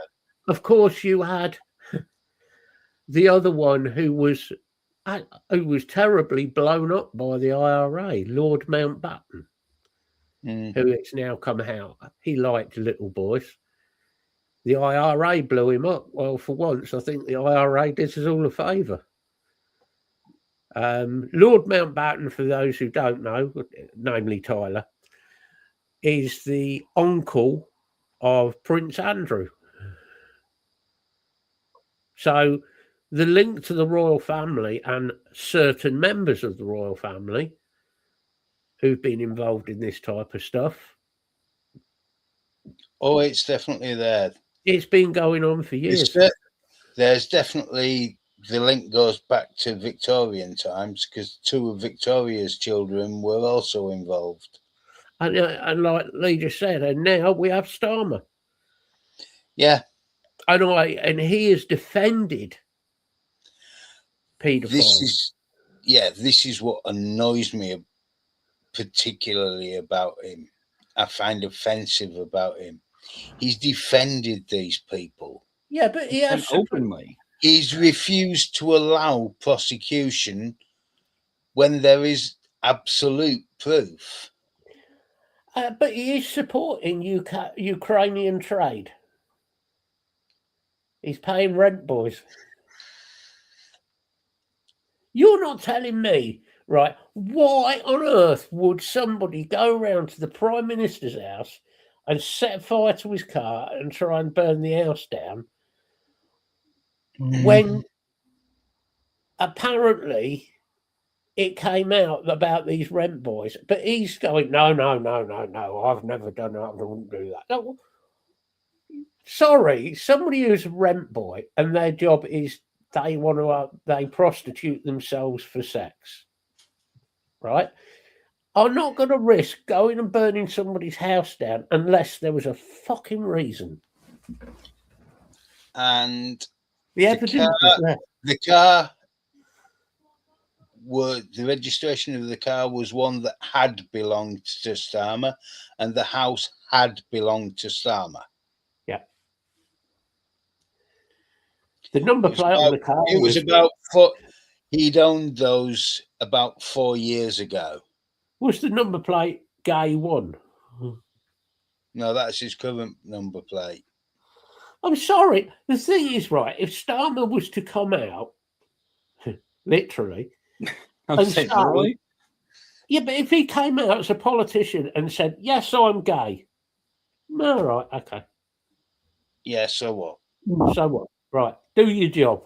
Not bothered about what you get up to behind the closed doors. Do your job. So long as it's not involving underage kids, do your job. No issues. I think that changes nothing. Activities with that changes everything. And then you've got Lord Ali, who is firmly behind him. You didn't have to say firmly. Firmly behind him. I'm just stretching you on. I'm not sure. Some days it's the other way around, isn't it? Starmer's firmly behind Lord Ali. This conversation's got worse. You started it. I didn't have nothing to do with it. Purr like a walrus. That's no wonder this country is so screwed up.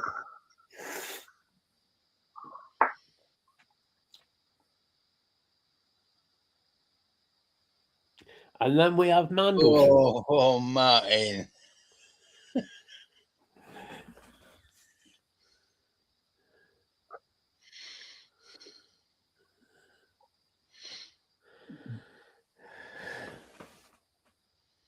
See, well, if you were gonna put Martin just said on the screen, I'd say let's just leave it in chat. or if Mike just sent you something. I have a feeling with that reaction, Mike just sent you something. No. I'm just reading what Martin put. Okay. It's not really a comment we can make to what Martin's put, apart from there is no response. Yeah, yeah. And then we have Lord Mandelson. Oh, don't. Mandy is just another level. Because Mandy was also setting up some of the parties in New York. You know what I love to laugh at with Starmer is all this has come out about Mandelson, and that before he became in the position of power he was in, he would have obviously had to have been vetted. Trump is Trump. Fucking. He puts in power is better for anything. Starmer is turning around going, "Oh, well, he should have been vetted. You're in charge, you tit.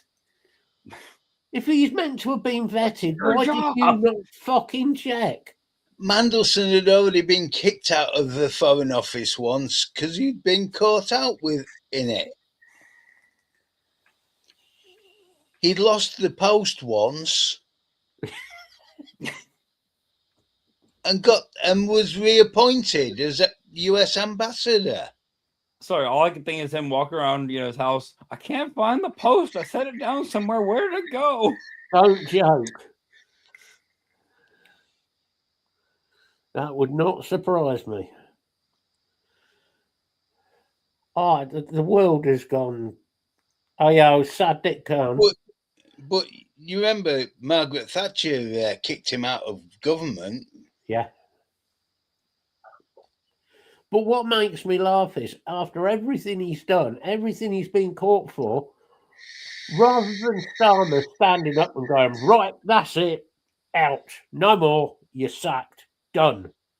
Oh, no.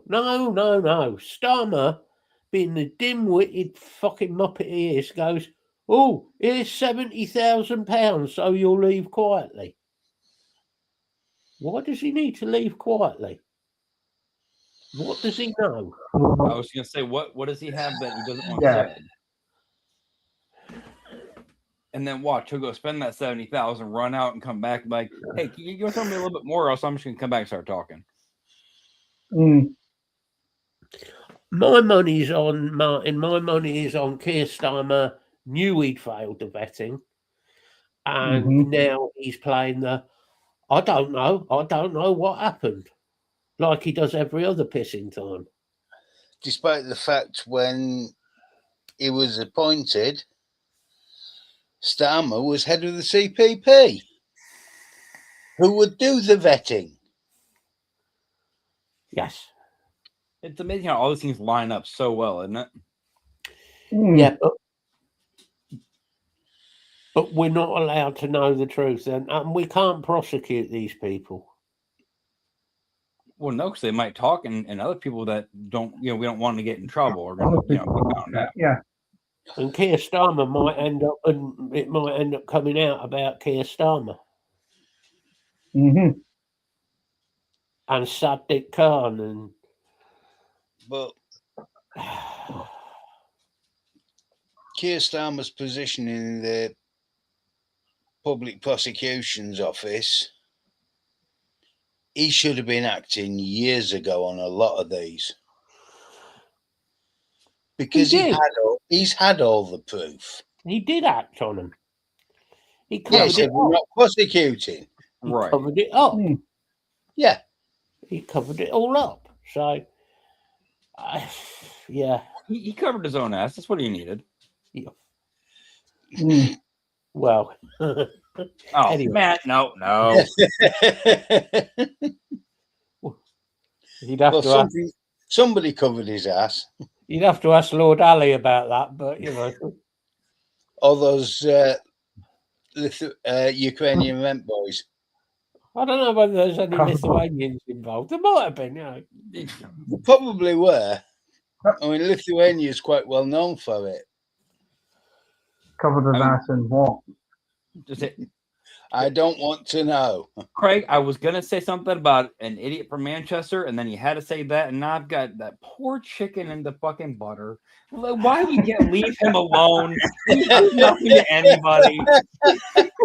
Yeah, but it wasn't even real butter. You know that's the.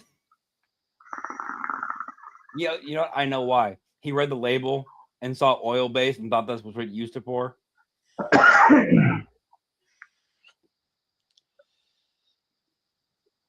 Yeah, I mean, that lunatic from Manchester.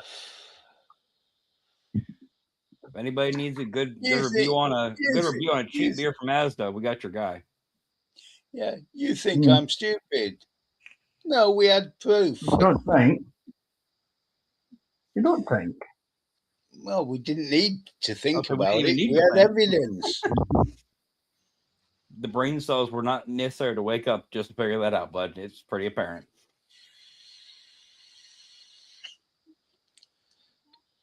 I mean, that made me laugh when he went, "Oh, you can have the channel," and then shut it down, and then deleted it 2 days later. He might as well say what he meant. I'm taking my toys. I'm going home. You guys are mean. I'm deleting everything. He was worried about it. It's all right, because the second he started to throw his toys out the pram, me and Matt was setting everything up. Yeah. I was gonna say, little did he know, if he looked at the actual start date of the channel.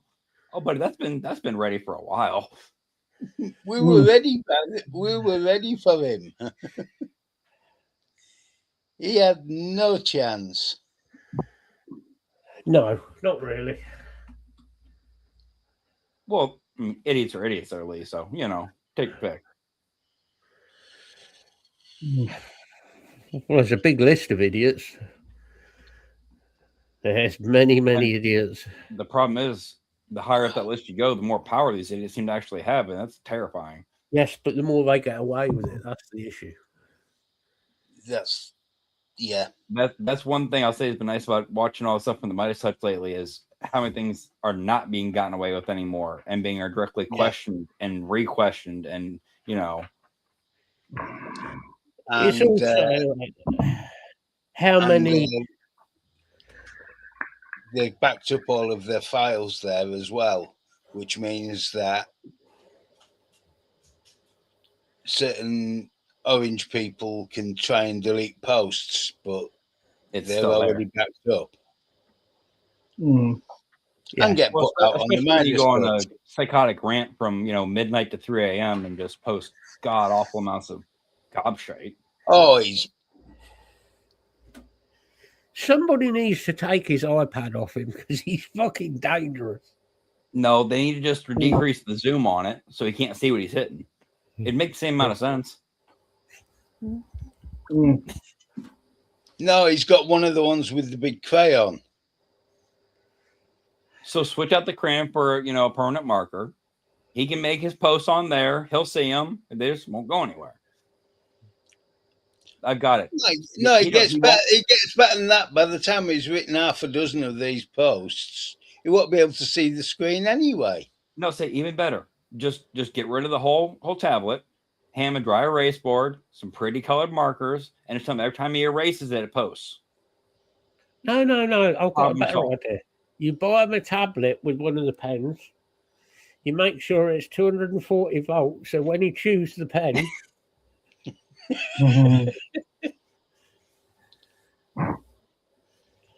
Oh, it's running. It's not right anymore. Okay, we'll dip the pen in your Diet Coke, re-wet it. No more Donald. Bang, and the Donald is gone. Oh, it was funny though, that Grand Ballroom that he tried to use all that money he acquired from basically threatening companies and everything.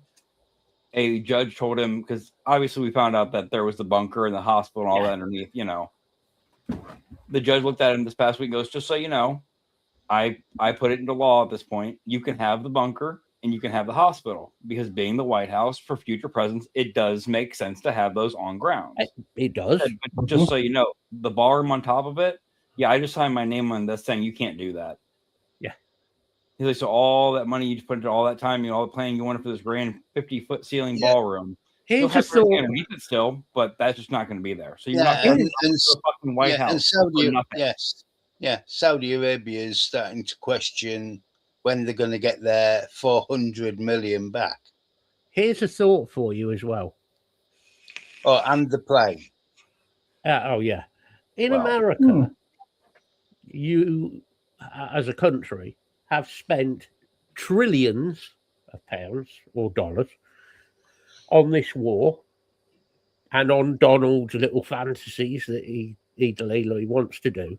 Well, golf excursions and everything. One of them being the Iran conflict or invasion or illegal war might be. I was going to say, let's go to illegal war, because that's what it fucking is.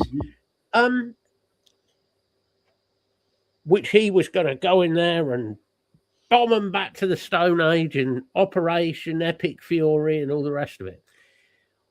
When there was already a plan in place that was put in by Obama,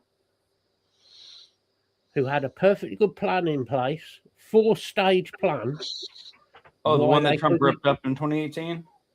It was in place and it was working fine. There was no issue between the rest of the world and Iran. It was working. Yeah. Trump went in, declared war on them illegally, committed war crimes, killed children and innocent people, and spent millions and millions on missiles, which were defeated by Iranian fireworks. Yeah, that was hilarious. That was great. That's one of my favourite videos. And when it all comes out of this, you still got to pay Iran another 20 billion plus to get a ceasefire. Oh, yeah. And mind you, you've also heard that he's been telling everybody here that there already has been an agreed ceasefire and that everything's over and the war is over. And they keep asking about it in interviews. You know, what this about this? And he's like, what are you talking about? The war with Iran? Oh, that's already dealt with. That's been over. No, it's not. No, it hasn't. Because if you don't even look at what Iran is saying and only look at their freaking amazing Lego propaganda videos, because they are doing so well with these. I'm sorry, I find these very comical, but it just shows this is by no means the truth of what's going on. They're calling you a liar. The newest one they put out, 2 days ago, literally the whole beginning was calling you a liar because none of this you're saying is true. So I agree, Martin. Buy and people believe you anymore. It's not going to just be out your mouth in everyone's ears, and that's where it's going to stop. People question you everything you say now, as they should in the beginning. You got to just give up. I agree with you, Martin. The problem is this whole thing of freeing the people of these countries. I would agree with. If it was true to that, if it was true, and that was all, and that's all it was, I can agree with the most. This is a man who has said on television, "I am going to be when I step down as president of America, I will be president of Venezuela. I am going to learn Spanish because I'm good at language." There's an S on that, dipshit. You can't speak English. Try it. And I'm fairly sure, isn't it Portuguese in Venezuela? It is Portuguese in Venezuela. But you go, right down. You go learn Spanish. I want you to go over there and talk to your people, but they love me. Why aren't you speaking Spanish properly? I learned Spanish to come over here. No, that don't. Who wanted to Iceland and Greenland. Yeah, but don't forget, he also wants to take over Cuba. Well, he did say if Ireland don't leave his golf courses alone, he's going to take over Ireland. Now, I will tell you from a personal, family-related level what was said. We've been here 5,000 years. Now try saying it without swearing. I'll try. Well, We've been here 5,000 years. We've been invaded countless times. The Vikings got kicked out by the Irish because the Vikings couldn't even handle us. So if you want to come over here for a fight, bring it. You want to fight with a small country that's going to kick your ass. but It'll here's, happen. no, here's what I I'm want to telling see, you though. now. With all things coming out of his mouth, I want to see him do what he said he's going to do and attack these countries. But I want to see him do it, not him send troops over. I want to see him do it. Please show up your stuff and let's see how great this turns out. Yeah. Well, I mean, he reckoned he was on about, was it Troon golf course in Scotland, wasn't it? He was going to do this and do that, and I don't want any of these. I don't want any windmills by my golf course. So the local council went, that'd be nice. We'll have windmills down there. Is it not telling you something, Donald? These people don't give a fuck what you say. It's not your country. Stop trying to tell people what to do. Yeah. Your own country doesn't. I was going to say, even over here needs to stop because people ain't listening. Yeah, I do agree with what you're saying, Martin. It's good in respect of getting rid of these bad leaders. That's good for the country. Yes, I agree with you there. What I don't agree with is the fact that Trump thinks after he's got rid of them, he's going to go in. He's the best person to take that spot. And take over. Because he will be just as bad as a dictator. Oh, worse. He is going to drain the country of everything it's got and then just fuck it off. I mean, why did you add Tater to that? He's just a dick. Yeah, and if he goes to Ireland, he's a dick with taters thrown at him. Oh, no, I promise you it won't be potatoes that get thrown at him. Okay, they might be infused potatoes, but still, Matt, whatever, man. No. There are certain people here who are still going back to the old days of things, who are still very much inclined. Right, they're ready to fight if they needed to. Not just inclined, Tyler. Let's just say, not all of the arms were turned in. There's a lot of there's still a lot of things buried. There's things that are buried in places all over this little island. I don't want to know. Strangely, when you do it right, an AK-47 will still shoot afterwards. Oh, yeah. Oh, absolutely. Why does have an image of you don't mess with the Zohan? He pulls the SMG out of the shawarma machine. Yeah.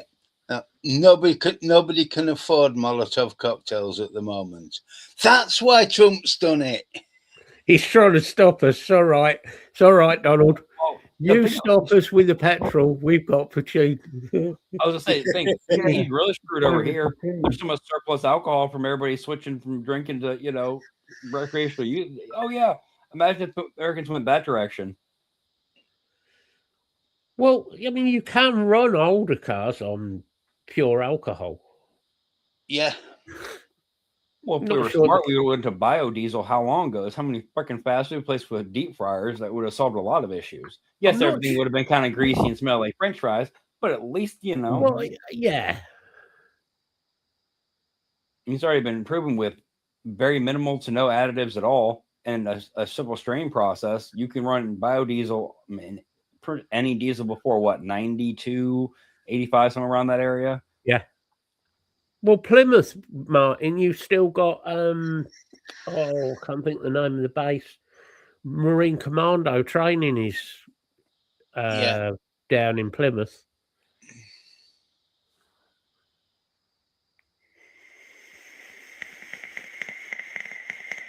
Devonport. Not about you. Well, the commando. Yeah. Commando place, I think, is in Exeter. I know Exeter's one of them. It's close. That's why it's called Barrack Road. Because the barracks are there. Oh, I thought you were just swearing at us again. Barracks to you too. Right.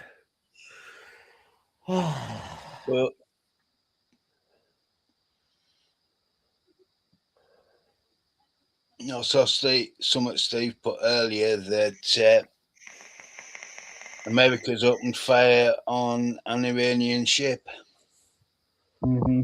Well, whoever opened fire is not going to be there to open fire again soon.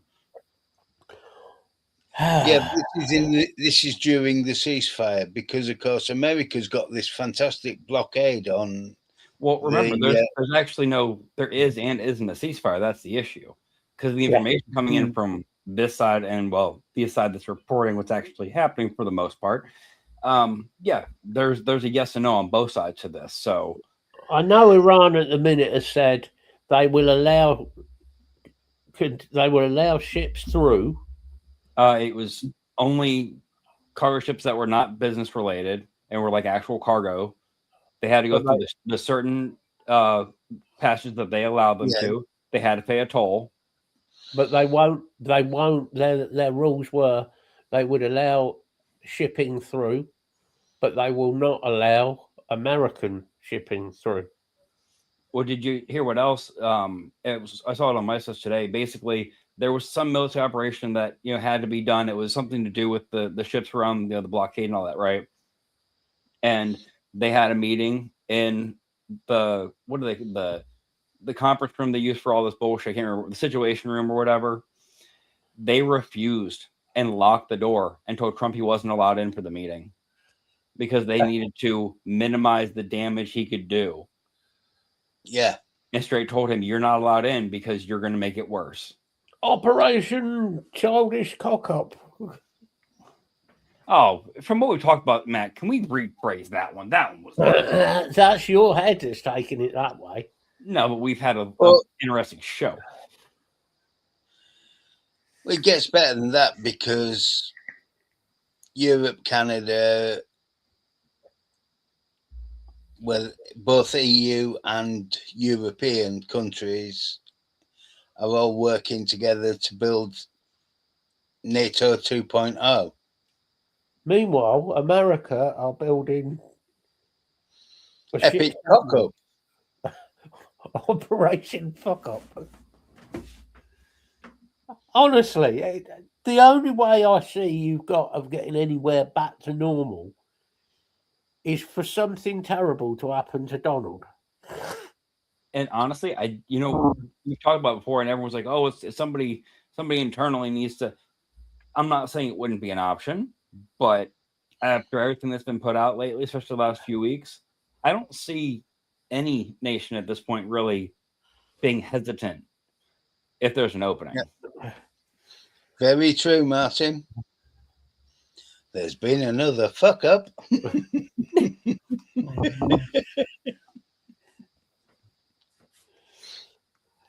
Trump 2 a.m. Why are you still up and tweeting? What are you eating? McDonald's and Diet Coke. I'm too drunk to cook. Do you think Donald Trump has ever cooked anything in his life? Yeah, well, what was his tweet? Yes, I do. His tweet, but his tweet 2 days ago saying fizzy soda cures cancer. Oh, did you? Oh no, thank you for bringing that up. So did you hear? No, did you hear how that actually went down? Like why he said that? So Dr. Oz is his favorite TV doctor for medical advice. Oh, right? Well, there you go then. That's right. Cool. Well, and mind you, their interview that I heard the same was between Dr. Oz and Trump's son. Okay. So they're doing this whole thing, and he goes like, "Yeah, I was talking to your dad in a meeting the other day, and I was telling you really shouldn't. You're still drinking your Diet Coke." He goes, "Yeah." He's like, "Well, you shouldn't drink that much." He's like, "No, it's good for me." How's it good for you? Because if you've seen the videos, if you pour Diet Coke on grass, it kills the grass. So it's killing the cancer cells inside of me. So did you assume that there's cancer cells inside of you that, and that's your method of treatment? Because he literally said cancer cells would be killed inside of me with drinking the Diet Coke. Oh, and he thinks that Fanta is good for you because he says it's fresh squeezed from fizzy oranges. Mm-hmm. Yeah, fresh squeezed from the chemical vat. No, they're fizzy oranges. If he drinks enough, you fresh squeeze him. American Fanta. Yeah, American Fanta has 0 orange in it. And the color's not even orange. It's, traffic cone bright orange. That's what you do. Melt the orange cones down and put them in the bottle. Little fizzy. And then carbonate it. Right. How can any human being sit there? And I get that people have tried different ideas, like, possibly that cannabis may help with cancerous cells. Other things may help, Oh, you mean actual medical studies and journal entries that are done by, and people have tried different things, and there is some evidence that it may help. But how can you actually, in your own mind, anybody think, yep, fizzy sodas will cure cancer? But Martin, look at the corn syrup amount. That's why it tastes better. It's pure liquid sugar, and trust me, it does. But I'm not gonna. I've had stuff from other countries as far as their drinks like that, and yeah, American stuff does quote taste better, but it's because it is made that chemically and that sweet that your taste buds can't tell it tastes good or bad. It just tastes sweet, Matt, we were talking about trying to find a population that Trump hasn't pissed off. I think I worked out. There's a tribe in the Amazon that have never encountered white men yet. These tribes, like you just said, these tribes in like Papua New Guinea, if a white man turns up there, they shoot him full of arrows and like put him in a big cooking pot. Yeah. I think we should take Donald there and say, Donald, we need you to speak to these native people. Go forth, Donald. As he goes marching across the beach and gets shot to pieces. I mean, honestly, I just want to see that scene from Ace Ventura when nature calls, when he gets an arrow in each thigh. I just don't. 3 darts is too much. I don't get how any human being can think that a cure for cancer comes in a fizzy soda. Well, I understand. If you look at it from his reasoning, it kills grass if you pour it on it. So it's going to go into your body and only kill cancer cells if it's killing anything?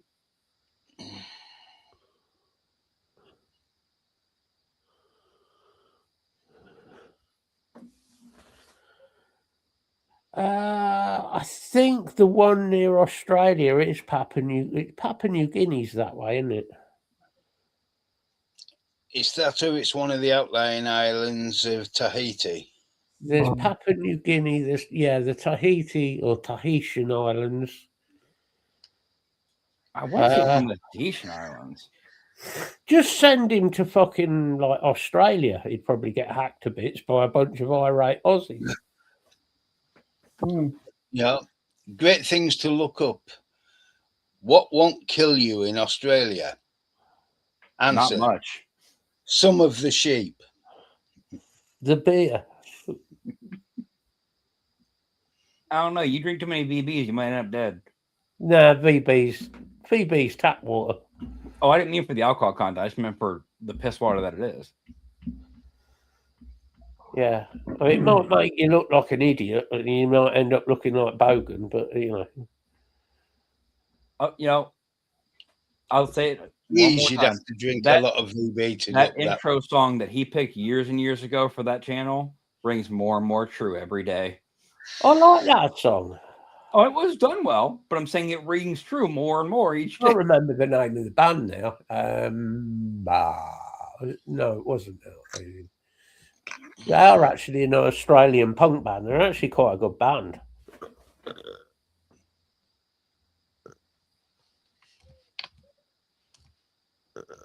This is true.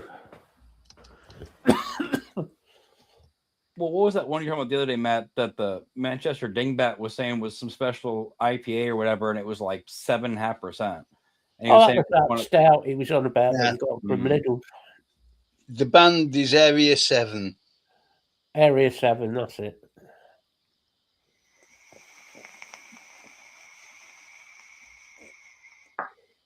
Just a check. The ironic thing about that is it's that whole everybody wants to be a bogan is a piss take out of Australian men who That's are very true, Martin. morons.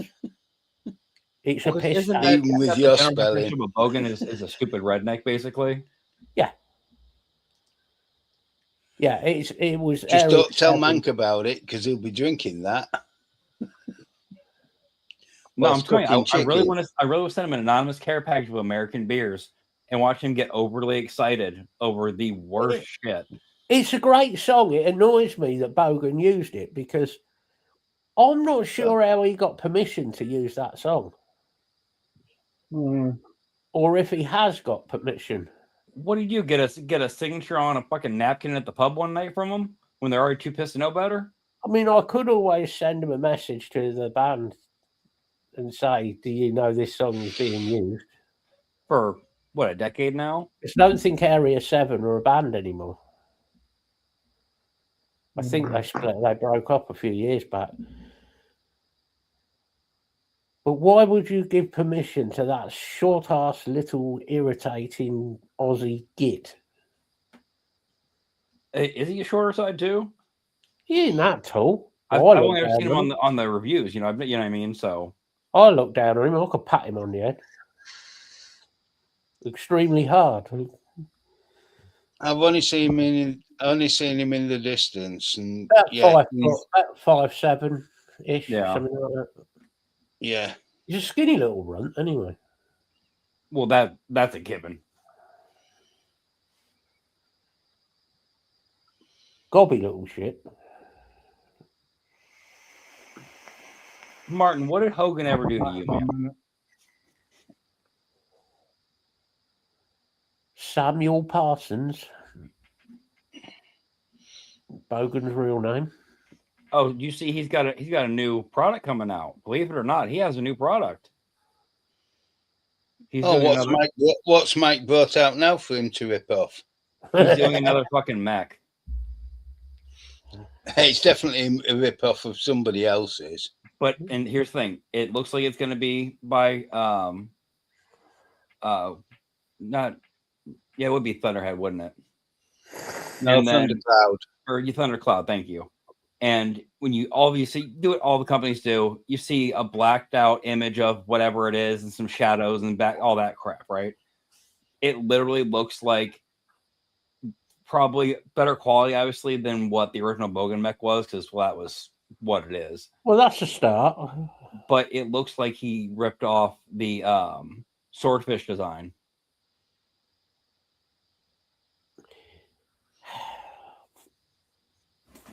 Funny enough, on one of the buy-sell trade sites the other day, somebody had one of the original Bogan mechs up for sale, and somebody said they wanted it. So I commented on it and said, "Hey, just be careful with your bells on. Don't go crazy low because it does get hot button pretty bad. Just try to stay kind of high for a single 2 mech build. I mean, 0.2-ish, 0.15, 0.2. Yeah.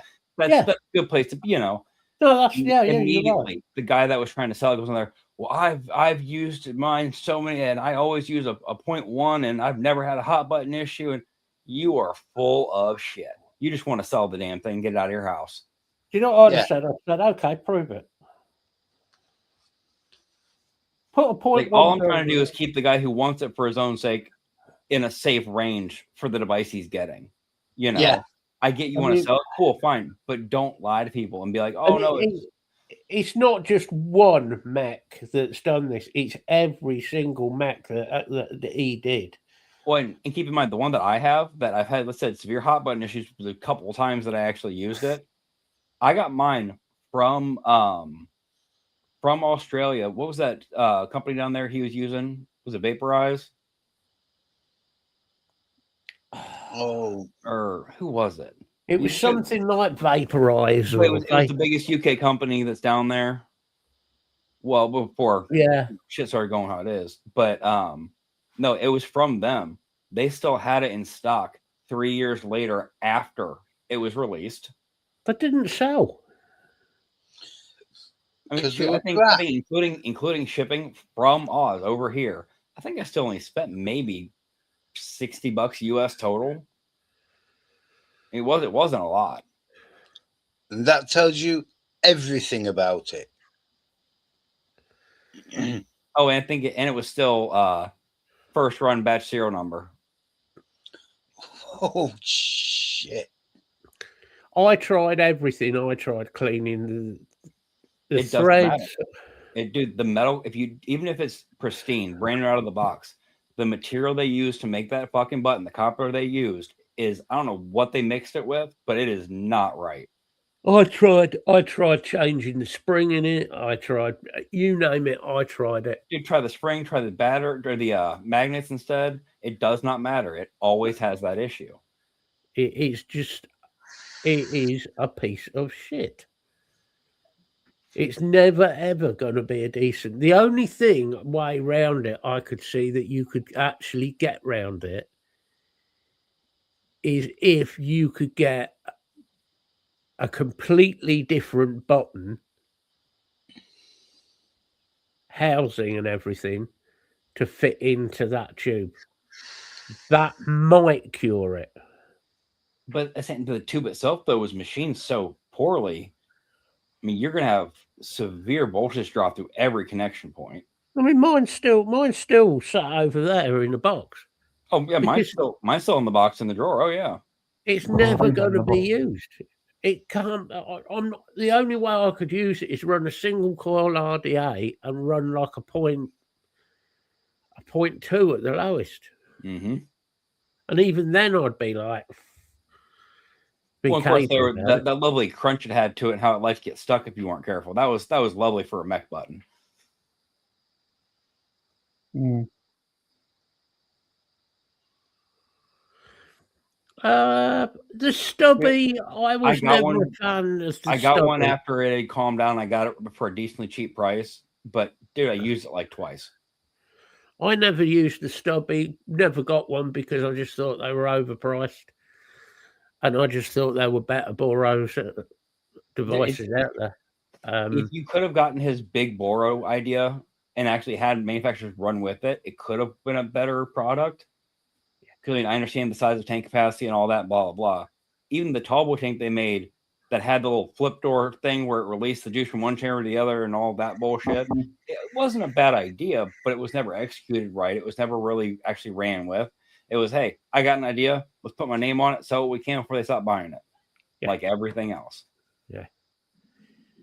See, what I want to know is Bogan still with his missus? Because I haven't seen anything about his wife or his kids. No. Well, didn't they go back to Oz forever ago? Or never actually fully came over? They never came over. His wife's actually a really nice lady. Really nice lady. Because she had... So you're going to move that far for a job that you really don't make money doing. Just... Okay. She had lymphedema cancer in the lymph nodes. And I remember actually talking to her not that I know anything about the cancers, but I actually spoke to her about it. And it was like Sam was off all over the world. She was having to deal with that and 2 kids all on her own. So...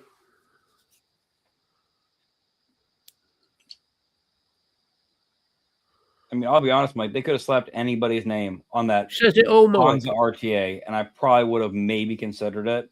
But I just... I know Mike. If Mike says, oh, yeah, that's a good Mac, I know it's a good Mac because he's been using Macs fucking years. Yeah. And if Mike says that, it says it all. It really Martin, that's does. a good point. When he was begging and bitching for all that, help me move, he included his family in the price of we need to move and get this money. But I he could be wrong. Himself.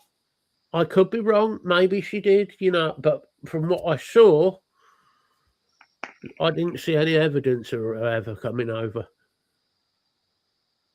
I think they have. But I don't want to spread rumors. I don't know, but I did hear something about they had to sell the house in Oz, and that was the last thing stopping the rest of the move or whatever. Yeah, but he got loads of help. He got loads of help off Evolution and Signature Tips. Oh, really? Yeah. Mm-hmm. I didn't know Signature Tips was involved. Mm-hmm. That makes sense. Yep, there was he basically he did what some other reviewers have done. He did a GoFundMe. I'm skint. Well, sorry, but so are a lot of other people in this world, mate. This 3-pound computer cable is going to break the bank. Anybody want to help me before I light a candle? Yeah, it wasn't reviews by Candlelight. I got it now. It was a Candlelight vigil for that wire. No, I'd like to help him out. A window? Any window will do, as long as it's above the second floor. Ah, that was it. That's where her family was. Yeah, but didn't he end up down in Bristol or something stupid, Mike? That's where he is Boston, now, wasn't it? Mm-hmm. I thought he ended up around Boston somewhere. No, Bristol. If we go to Boston, I'll go back there and fucking clump the little cunt. You'd only take one fucking No, actually, I wouldn't even bother doing that. I'd give my son a message and tell him to go and do it. He wouldn't get up after. Fucking little twat. I've just got no time for the guy. I really haven't. Like I said, I actually didn't mind. Yeah, I was actually a fan in the early days. I'm not gonna say I wasn't, but that's back when it seemed like he was at least putting some kind of advocacy work into it, and it seemed like he, actually gave a shit. But again, I get when COVID hit, people went, we should probably not stress people out as much as okay, you can't just stop and then use that as an excuse to never say it again. Trying to think, the last mod or last thing I had of his that I liked was probably the Bonza RDA. I said the Blotto Max wasn't bad. I also use it because of being a plastic glass section. I can use it working and it get knocked around a steel table. I'm not worried about it. Plus, I've still got the Bonza. Yeah. I've got the Bonza Max, and I used it for a while, but it was never enough airflow to me. I would say for a 28, it is very restrictive. I liked the Bonza Max RDA. That was all right, but the quality, I had to replace the O-rings on it. The original was shit when they did the gold-plated deck. The 1.5 was actually decent. Oh, yeah, I ended up sitting there with a wire wheel and taking all the fucking plating off because it all fell off. That, and of course they made those plates for the outer connections, interconnections, so thin on the original that they were bending when people were trying to actually put leads into them. Yeah. Lovely. Just what you want. So what's worse, the Smock line, the Bogan line, or the Aegis line? And of course, I guess we can throw the dead rabbits in there if you want. I mean, because I would go with the Bonza or Smock being the worst. I would actually say the dead rabbits, although not great flavor wise, aren't badly built. The Pro's not bad. The Pro actually. The reason I have an issue with the Aegis, okay, is not the product. It's the fucking name. Stop using this. Change the bastard name. You've used the I'm same sorry. name. After the original 18650 Aegis, the duel that came after, that one was their best one they ever came out with. I liked the Aegis. I thought the Aegis was it was one of those mods. It wasn't a great mod. It was. I dropped 3,000 pounds of pipe on a bottom of an Aegis mod, and don't get me wrong, it screwed it up. Like I had to get rid of the mod, but it did a lot less damage than you would think it should have. Oh, the boost! I had the boost for ages, Mike. The boost was a great little mod. Really good mod. And they're well made. They are well made. Just don't buy that touchscreen one they did. Oh, good God. Touch screen and vaping. VG vaping. VG touchscreen. It doesn't really work well together. What was that? There was one. It was years ago. It was a touchscreen mod. I can't remember if it was Smock that came out with it. Smock did do a touchscreen. There was that, and there was another one. Who was it? Geek Vape did one. Somebody else did. This one was years and years ago. Yeah, Smoders Mannequins got touchscreen. Yeah, the Mannequin too. I've got mine here. It still works. Yeah, I've got mine over there, and it still works. But you get fed up with it because it's a touch screen. If you want to change the wattage, it's just awkward. It's a good little mod.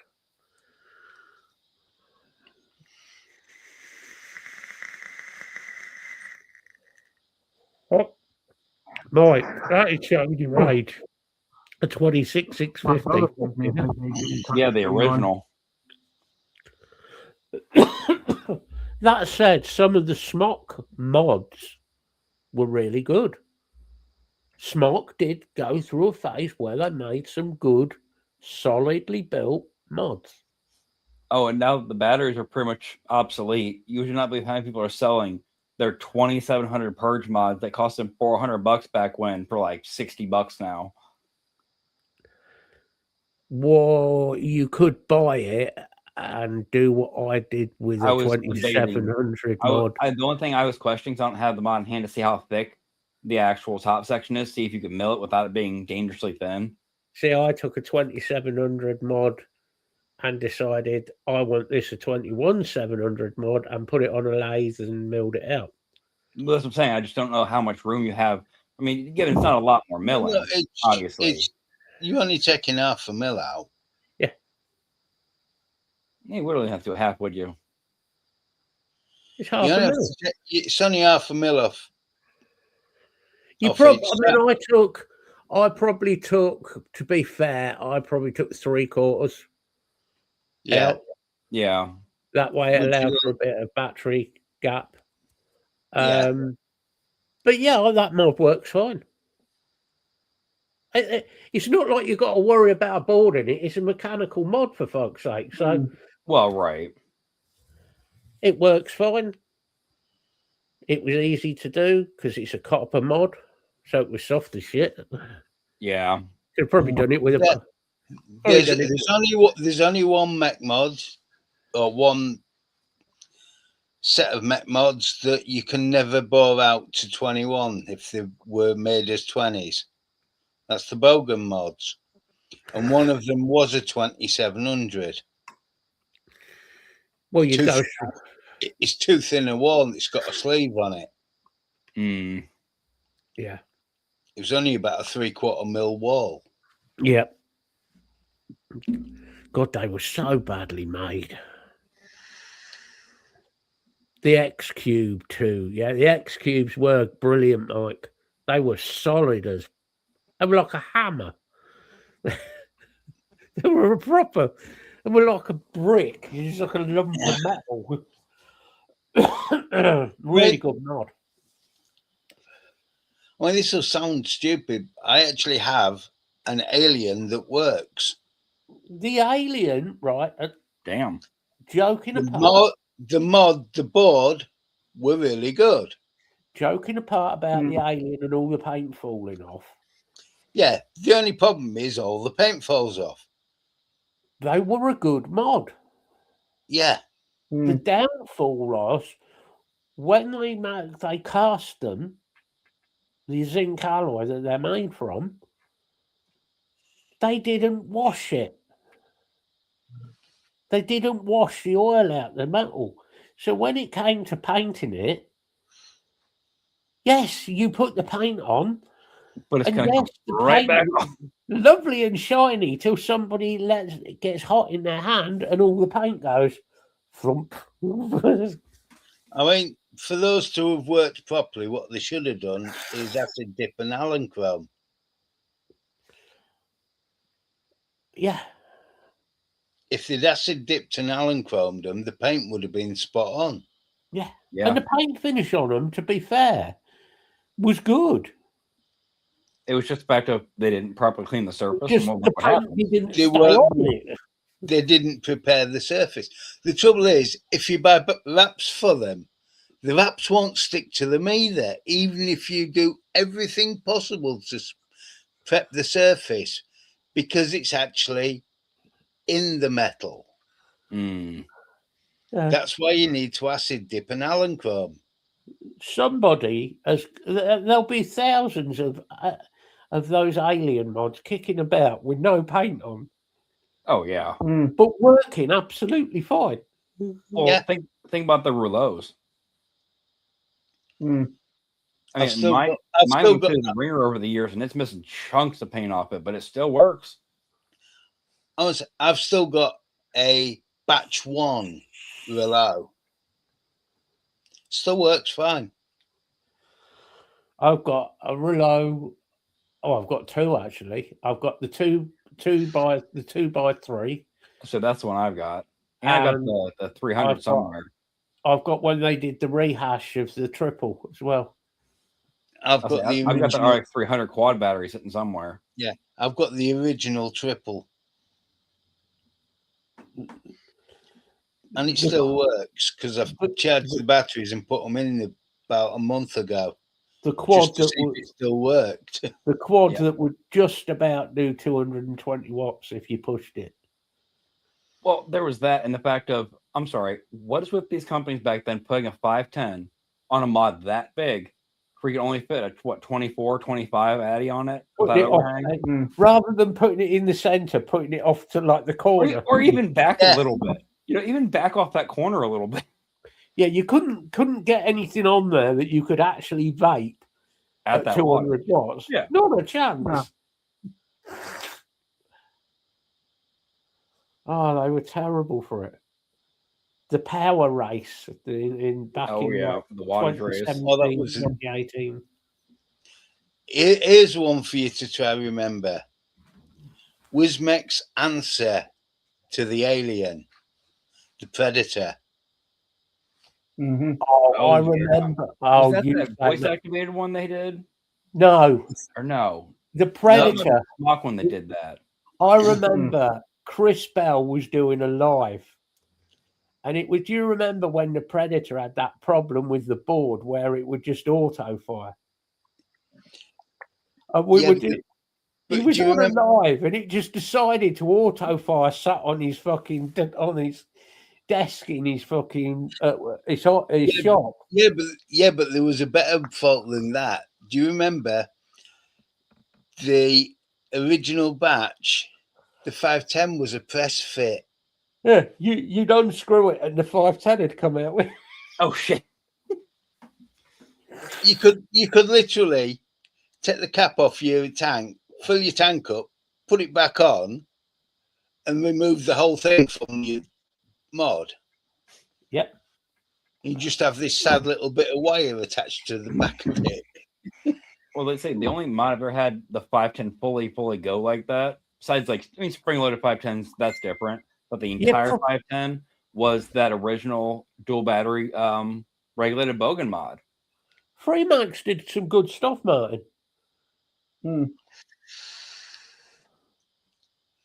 For the most part, one that just works, I still say, is that. It still just works. Awesome. Good news. That's good. Yeah, I just saw that. Awesome news. Knew the stubborn old bastard would be all right, but it's good news, that is. But no, there's.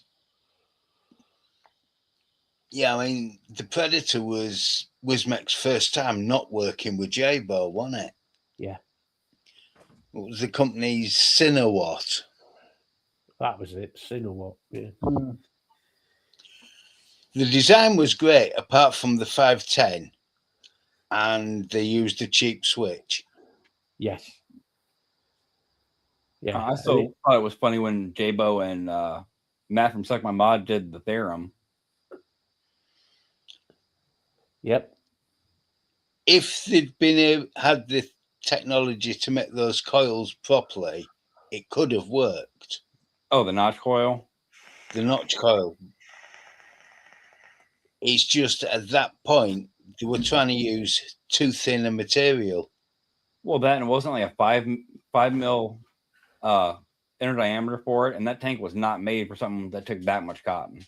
Hey Lee, there's nothing wrong with keep on rocking in the free world. 20-minute version.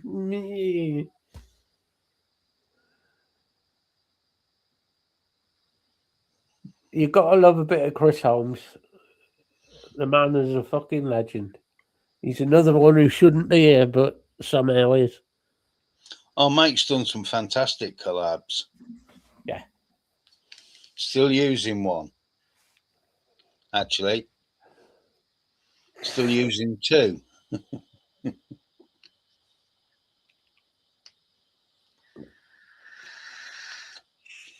Because the Max Pro, it's just my old go-to now. Honestly, besides the recurve squonker, I didn't see much that Mike's ever done that was a flop. Even that really wasn't a flop. It was just very niche product, you know.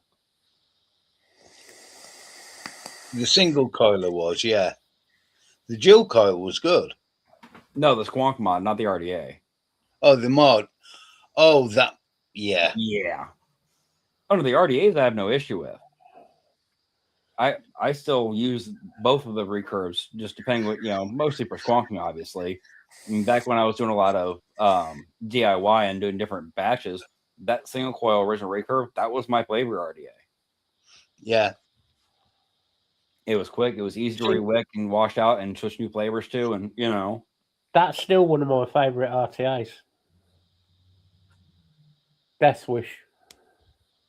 What do you have, the isolation tank back out? Yep. Love that tank. You haven't seen the coils I've made for it. What, you gotta send me pictures of this shit, man.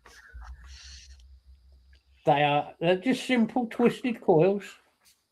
But there's 12 wraps on each side. Oh, would you twisted 2.428? 26 comes out at 0.3. I was debating whether to stick it on the fucking series.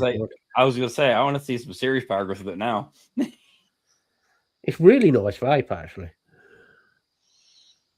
Listen, I might redo it in stainless, but that single coil I put in that R3, then let's say for a series, 0.42 is a little high for me. I mean, given single coil, but still. But yeah, it's actually pretty nice. And that's with the original airflow insert. Oh no, Mike does. Mike's a really nice guy in real life. Yeah, Mike's a really nice guy. Yeah, get him drinking and see what happens. I have. He's funny when he's drunk. He is hilarious when he's been hitting the vodka and cranberry. I don't think he's ever been at Expo and been sober. No.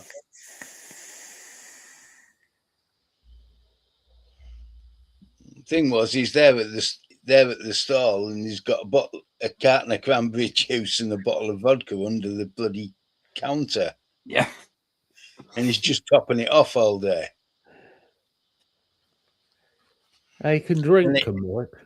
Yeah, and then he gets anywhere near the bar, and people are buying them as well. Well, yeah. Right, as we're a bit, fucking hell, we're half hour over time. It's only a little bit. Just Go on then. Do your goodbyes. Off you go, Two Flower. Oh, itchy. Anyway. Well, good show. Some topics that aren't always lovely to hear about us talking about, but they need talked about. And, there's too many people doing shit that need to be known about. Outside of that, hope everybody has a good week. Take care of yourselves. Take care of, what you need to, and don't burn yourselves out if you don't have to. That's all I can really give you. That's that. Yeah, have a good one. Craig, say goodbyes, bud. Yeah, cheers, Tyler. Yeah, thank you everyone as usual for joining us. As you all know by now, the group is there if anyone needs us. I hope everyone has a good week. We'll be back again next week, and I'll hand that on to Bill. Cheers, Craig. As the lads have said, the group's there. All I can say, be good to yourselves, be good to your friends and family, and have a good week. Over to you, Matt. Yeah, not much for me to say, really, apart from goodbye. If you need us, give us a shout. Apart from that, that's about it, really. And we'll keep you up to date, probably, on what's going on with vaping when we know. So apart from that, for now, we shall see you later. Bye, all.